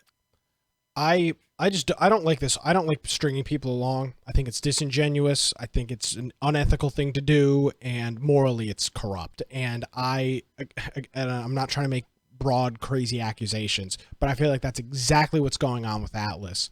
And I don't like it. It just doesn't pass the smell test, Brian. Yeah. I mean, you're literally watching the ship sink, no pun intended, and they're like, "Hey, yeah, buy the game. Everything's good." Like, how are they still selling this full price? And knowing damn well they're probably going to shut it down. That's the disingenuous part I don't like.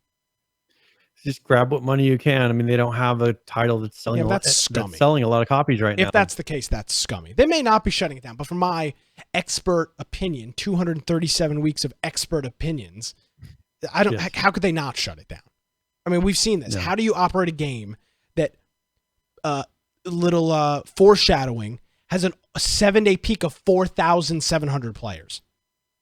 How exactly do you keep that? How exactly do you employ staff of people to operate that? I don't know. And they probably have some secret project they're working on now. I bet you they've moved on. Personally, I mean, just knowing how they work, they like to not say anything. I bet you there's some other project they're working on right now. Lame. I don't like it. So it really rubs me the wrong way. Maybe we'll see. Maybe we'll see at PAX. PH Should I? So God. So I never did a game giveaway. Should I announce it now, or should we just wait? I would say we'll just do one next week. It's kind of okay. We'll do it next week. Sorry about that. I tell you what, we didn't cover any of our notes almost at all. I know. But that's fine. Okay. Can I mention one thing? You can mention whatever you want, my friend. Okay. So We Happy Few put out a DLC. Oh boy. So first of all, they released their 1.8. This game could be really cool. I mean, I just need to go through and play it. It's very much on a track type of thing. But they released there's a video that has a lot of talking in it. I don't know if you want to play. There's a lot of music. Give me 1 second. But the DLC is called Lightbearer.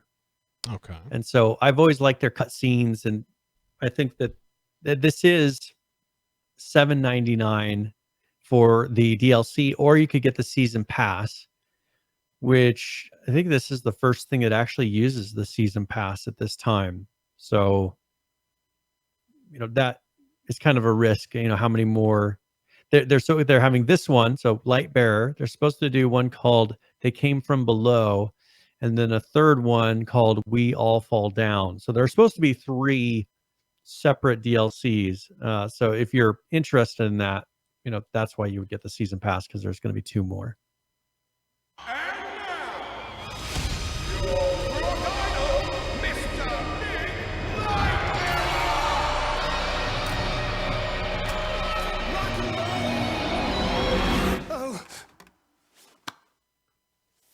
Oh, hello. I hope we had fun last night, Pet. Top of the fucking morning to you two. Nick Lightbearer, my hero! When did I write these? My God, you're covered in blood!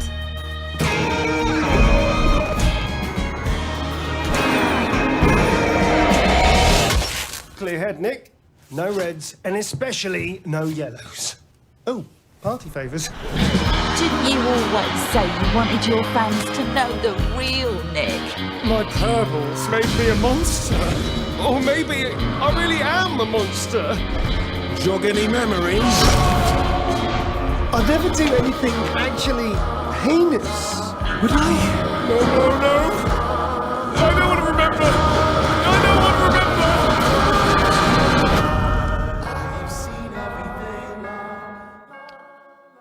Talk about like a trip.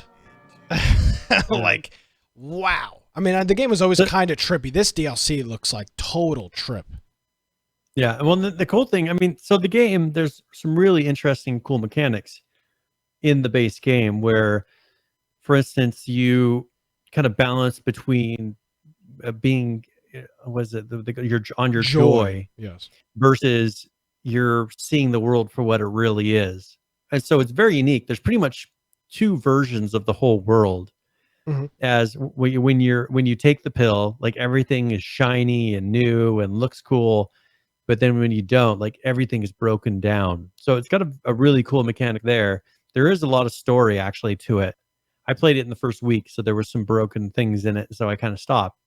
But now, if I need to sit down and actually play, I think that this would probably be a better game for me to play on console. Because I'd rather be kind of before I go to bed, play a little bit. I don't want to be in the computer room. Hey man, and it's enough of, and it's enough of as a blaze in my room. And I think with this one, the mechanics of the game would work well with the controller. Yeah. So I think that rather than buying the season pass here, I'd probably wait and get the base game on the PS4 and play it there. I just think I would enjoy it more. I just didn't enjoy playing it on the PC for some reason.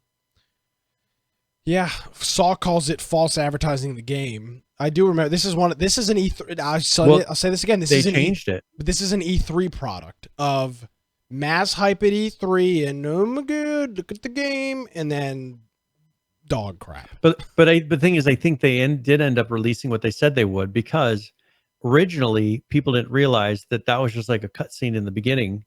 That the rest of the game was just an open world. Yeah, like survival but they first game. Released the game, and all you could do was the cutscene, which was they very released that, unethical. but then they realized that people wanted a full game, the whole game to be like that cutscene, and then they ended up actually delivering that product. I don't know. The whole game, the whole game is like that. Like you're playing through quests and doing a long story. I actually got pretty far. I got a decent way through it.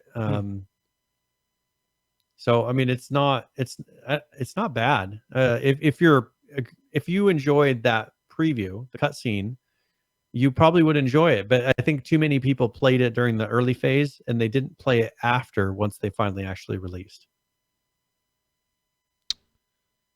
Yeah, because it's $60. That is a high price point. You think so? I played it for 10 hours. $60 with an $8 DLC. Yeah. So I don't know. or you can get it for. Oh, yeah, it says your price. So like I could get the digital. It would give me the soundtrack for an extra almost $30. Brian, I would say you need to sell some stock and make that happen. Yeah, I would invest. invest. Actually, yeah, the season pass $30. So I would invest all of your you got shares of Apple or Google? Nay. And buy We Happy Few stock. It's up, going up. I'll have to try. I mean, I'll have to play it again, but I don't. I'd have to have beat the whole game and then be like, oh, I want more content, and then get the DLC. Like, I'm not going to get the DLC when I haven't even beat the regular game. I'll say this real quick. I find it so funny that we look at games like this that never kind of end, like they're constantly in development. And then a game that we haven't talked about in ages, and it's not relevant. That's why we haven't talked about it. But Firewatch, $30, 4-ish hour story if you were slow, 3 if you played through it. Loved by all. Yep. Why have we not seen a similar game like Firewatch in our genre since Firewatch? Firewatch is like, we're going back like 24. I was still living home. It's 2016, 2015. I think Firewatch was simple enough, right? The concept was simple where people didn't get bogged down. I think with We Happy Few, there's just so much going on. You get bogged down and you get frustrated. Yeah. And it's like, ugh. You want to talk about a winning strategy, man? That's it. Yeah. I mean, if you look at Firewatch, it was simple enough to where you never gave up. You just kept going through the story. You enjoyed the story. And at the end, you're like, that was enjoyable. Yeah. And you weren't unhappy about spending that money. And they don't have to maintain it over a long period of time. I played it twice. You played it, you enjoyed it, and you moved on. Yep. It's sitting in my Steam library, but at no point was I like, I got screwed. Nothing. No. Played it. Like that was very smart for them. And we've seen them at PAX 2 years in a row now. It's working. And they just got bought by they got acquired by, was it Amazon? I think it was Amazon. Or somebody, I think so, yeah. Big. So yeah, I don't know. Back to the basics at some point. Maybe. We'll see. Who knows? Everybody wants to keep making and part of our genre, of course, is open world survival games, but you're trying to make an open world survival game with 3 people. Why don't you make a game like Firewatch? That seems obtainable with 3 or 4 people. Yeah, well, it's not. Yep. It'll take you a while. I get it, but make it. Make sure it works good. Beta test the hell out of it. I should become a game developer. Ship the product and you'll be good to go. Obviously, very broad. Ship it. Very broad. I'm not trying to act like I'm some expert. It just seems like a winning strategy to me. Maybe there's something I don't know. Yeah. But it just seems like an obtainable strategy. Well, and I was noticing, I was looking on Steam yesterday and I noticed a lot of reviews seem to be messed up. I don't know if you noticed that. Like there was a bunch that said much higher than normal. Like all of a sudden they had very positive when their reviews are usually mixed. Paying Valve but then I went back, fix my page. But then I went back today and they're back to the normal review. So I think there was a bug. There's a filter issue. Miscreated put out an update. And I looked at it and it was like, oh, it said recently. And when I looked at their Steam page, it was like, oh, very positive. I was like, whoa, what happened? People hate this game. What happened? And then I went back and looked just now, and it's mixed, which is about the same number of recent reviews. So something I think happened with the Steam thing to where it was showing, because there was a couple games I was like, oh, that's surprising. It must be doing, like, I wonder what they did recently. Like, it's doing a lot better. But they all seem to be back to the old reviews. Their old ways. Yes. So Miscreated, they put in a 1.3.0. They put in a airplane crash world event. Yeah, we talked about this in the beta, I think, maybe. Yeah, I don't know. I don't know when they said they were going to do it, but they actually put it in there. So at random intervals, a small plane will crash on the island. Yes, that's cool. And then you can go and loot things from it. Wonder what game they got that from. Yeah. So another thing is Snap base building. They said, because they were supposed to release it this patch, and they said it's still under development and will continue to be tested on the experimental server until it's ready to be released. So it's not in this update. So no Snap base building. And then other than that, I think it was pretty much fixes and tweaks to things. So, well, that's no good. But yeah. So there you go. Now you can go and have Arma style air events that are happening in Miscreated. The interesting thing is that it's actually going to crash in the original DayZ. it didn't crash. It was just there. You'd come across it, and it was you just spawn them in. Yeah, so this would be cool if you kind of see it flying through the air. You'd be like, oh, it's over there. That'll be kind of neat. All right, so that's Well, you can actually because Daisy's really Arma, right? Yes. So you can do. They had the parachute ones that would go down. You actually see those land, but they didn't. You couldn't do that with the the helicopter crashes or like plane crashes, because a lot of it comes down to the limitation of assets. People are using existing assets, and they're just using things that already exist in Arma. So, is there anything else you wanted to cover on here? I mean, we skipped half of the news, but I guess we'll cover the important stuff next week, and nothing in here is earth-shattering. Really. Hide or Die, they announced their release date? Yeah, which is coming up very soon. So we'll actually say that I think it's coming out. Was it next Tuesday? When was it? August 1st. So 2 days. Was that in 2 days? Yeah. They're going to be releasing Hide or Die. There's a video there, but there's no talking in it. It's just a sound. What is Hide or Die? But so it is a kind of like a sneaky. I think it's multiplayer, but it's you versus other players, and you're trying to detect them with devices. And there's a trailer. I mean, you can play. Do you want to play the trailer a little bit in the background? Yeah. And people can see what the actual gameplay looks like. But there's just people walking around, and they have the ability to be killed by special characters. So it does have kind of like the F-13 Dead by Daylight type of a feel. Looks like I kind of got a Left 4 Dead feel with it too. Yeah, but it's a multiplayer, so it's a co-op style game. It's a horror game. Looks like it. Yep. And so you can hide in like bunkers, and you're trying to survive. And like, I guess there's like a corruptness or something in the world that's trying to kill you. So I haven't played. I've only seen previews and things like that, but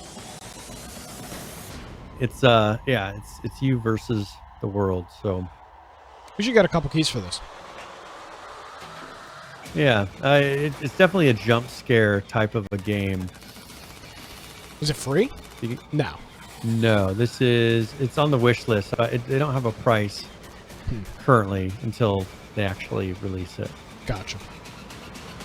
You can hide, but you can't run. Well, there you go. Yeah, this looks fun. We should get some couple keys for this. Yeah, we could do a request. We'll see if they will. They do have a link here, so I see that. Them. Okay.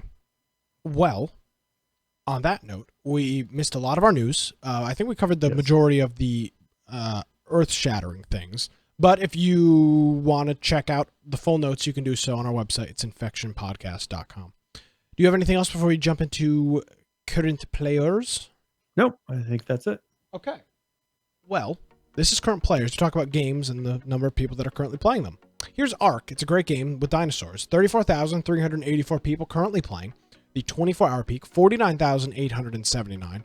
With a 7-day peak of 60,738. Let's go a little out of order here. Let's take a look at Atlas. It's little brother, currently playing 2,835. The 24-hour peak, 3,853, with a 7-day peak of 4,748. So compare, contrast those numbers. It ain't working. Let's take a look at Rust. Currently playing 41,896. 64,632 is your 24-hour peak, with a 7-day peak, 75,446. Let's take a look at PUBG. Currently playing, I don't believe these numbers, 31,282. The 24-hour peak, 731,127, with the 7-day peak of 751,793. And finally, we talked about them real quick. Miscreated, currently playing 433. The 24-hour peak, 669. Oof, 7-day peak, Brian, 804. So, it ain't that's with the patch. It ain't looking too good over at the Miscreated compound as of late. But it's a small team, and they're able to continue to make it work. I'd say that's the big. Yep. That's the one. And benefit. they pretty much completed the map for the most part, Yeah. so there's not that kind of labor going into And that's it. the one benefit of being a small team is you can get away with a small player number like this and still attempt to do something. The Atlas team can't. They're a big organization. They're out in Seattle. They're all together. Yeah. Just existing costs money. What's the name of the company that makes Miscreated? Entrada? Interactive? Yes. They're not. They're a lot of them work remotely, so there's no office overhead. Yeah. It's a very different situation. Yep. So there you go. We'll see what happens. Yes, Interesting year. So, all right, we ready for the tip of the week? Yeah, let's do it. All right. Do you want me to actually explain what it is? You well, didn't do my usual cue, so every week you do this. I know, but you always ask me a question. Well, I was going to, and I thought you were just going to go, hey, Brian, what, I've never watched this show before after 236 weeks. I've never paid attention, actually. What is tip of the week? Well, typically where I go through and either give a general gaming tip or one specific for a game. And since we were discussing Arma 3 things, I figured I would do that. And there was actually a Arma 3 DLC that we didn't get to, which is why I did this. But we have talked about before, Contact, if you're interested in that DLC. So this is tip of the week.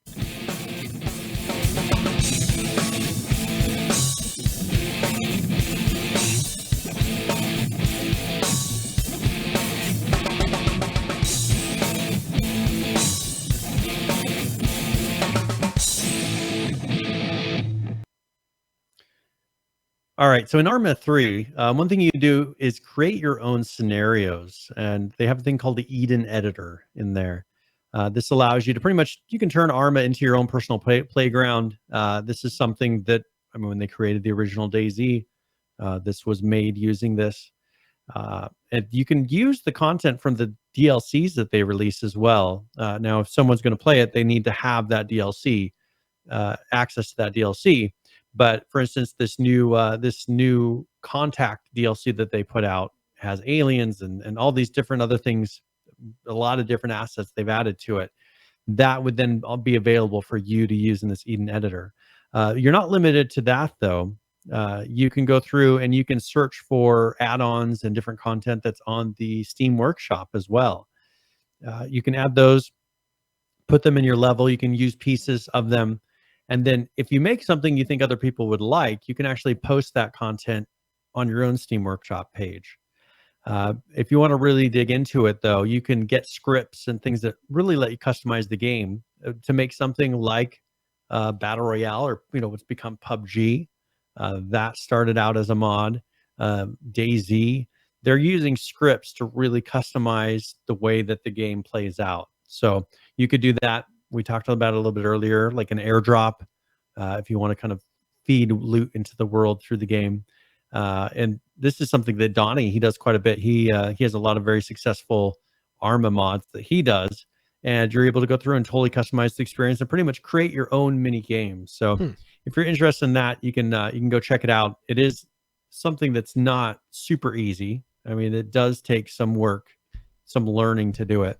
But if you take some time, you can create something like DayZ, or you can create something like what PUBG used to be, the Battle Royale part of it.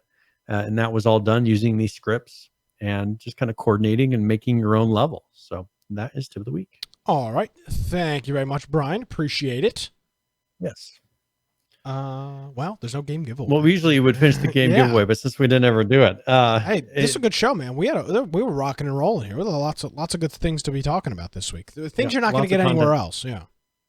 And so make sure you go check out the show notes, because there's a lot of stuff we didn't talk about. Unturned, Scum, ROE, Outlaws of the Old West, Dead by Daylight had a patch. League of Legends, their TFT had a couple updates to it. Realm Royale had another update. And so if you're interested in any of those, H1Z1, they have a new season, and there's some updates to H1Z1 Breaking that we news. didn't talk about. Get on it. They actually put out an update. So if you want to check out any of those, make sure you go check out the show notes. Oh, sorry. Well, I meant to play show and it'll, my bad.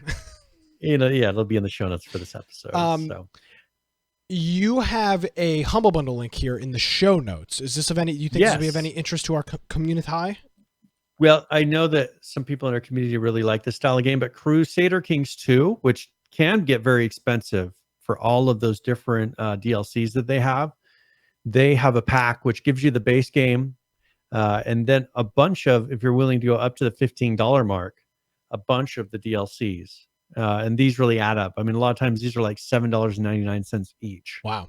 Or $5 each, which across all these really adds up. So if you're interested in this, I have the base game, but I don't have a lot of these DLCs. So it'd almost be worth getting this, giving away a copy of the base game, and then using all the DLCs. I know Saul plays this quite a bit. He has all the DLCs already, he told me.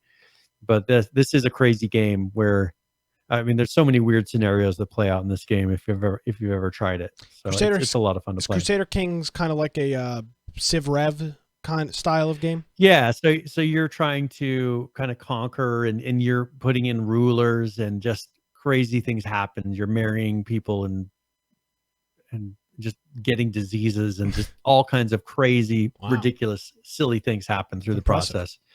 It is a lot of fun. So there will be a link for that on our website. It's infectionpodcast.com in the show notes. Or if you just go to infectionpodcast.com/support, click on our Humble Bundle link, and then browse to the bundle, it'll be the same result. So if you're gonna buy it anyway, we'd love to have you use our code for that. Yes. Okay. All right. We're good to rolling out of here? Long show, my man. Yeah. Yep. All right. If you want to find me at Boise Computer on Twitter, or you can check out my blog, biteoftech.com. And of course, our website, where you can go check out those show notes that we discussed, infectionpodcast.com. And make sure you check out on the right-hand side where we have join our Discord server. That's a place where you can go submit news to us that we can talk about during the live show. Also, we have a Steam group if you want to get notifications right before the show starts and come and join us live. We have our YouTube and our Twitch and all our audio forms on there.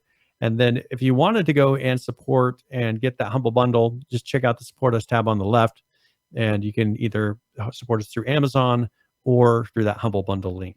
So I do want to... That does it for me. Sorry, I didn't mean to cut you off there. Nope. I want to thank Judd for the resubscription and gifting 2 subscriptions here on Twitch. Serial Killer Barbie and our buddy Nissan Communications all hit us up with either the resubscriptions or the subscriptions here on Twitch. We greatly appreciate it, and within the next 4 weeks, we will be high as a kite, flying out to Seattle, Washington for PAX West 2019. This will be our third. Indulging in the local delicacies. No, absolutely not. I end up losing my mind. So this will be our third in-person trade show. And we've learned a lot. We learned a lot in 2017.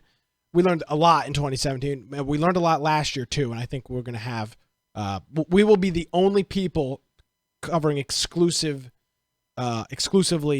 these style of games. The games that we talk about. We'll be the only ones really getting into the nitty-gritty of those games at the show. Yep. Yes, Kotaku will be there. Yes, all the other gaming sites will be there.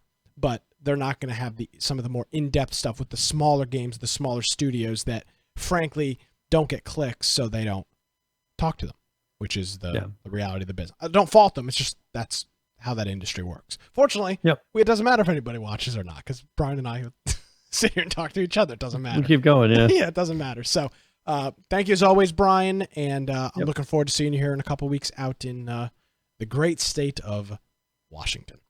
So very good. Thanks, my man. We'll chat with you. Oh, by the way, still on a hiatus for Game of the Week. We'll be back probably actually after PAX. So probably we'll kick that back up in rotation. So, but turn in Friday night. We've been playing a mixture of League of Legends, Dead by Daylight. I'll probably be playing some Apex. I had a really good time with that. So if you're around Friday night, pop into Discord and see what's going on. We'd love to have you.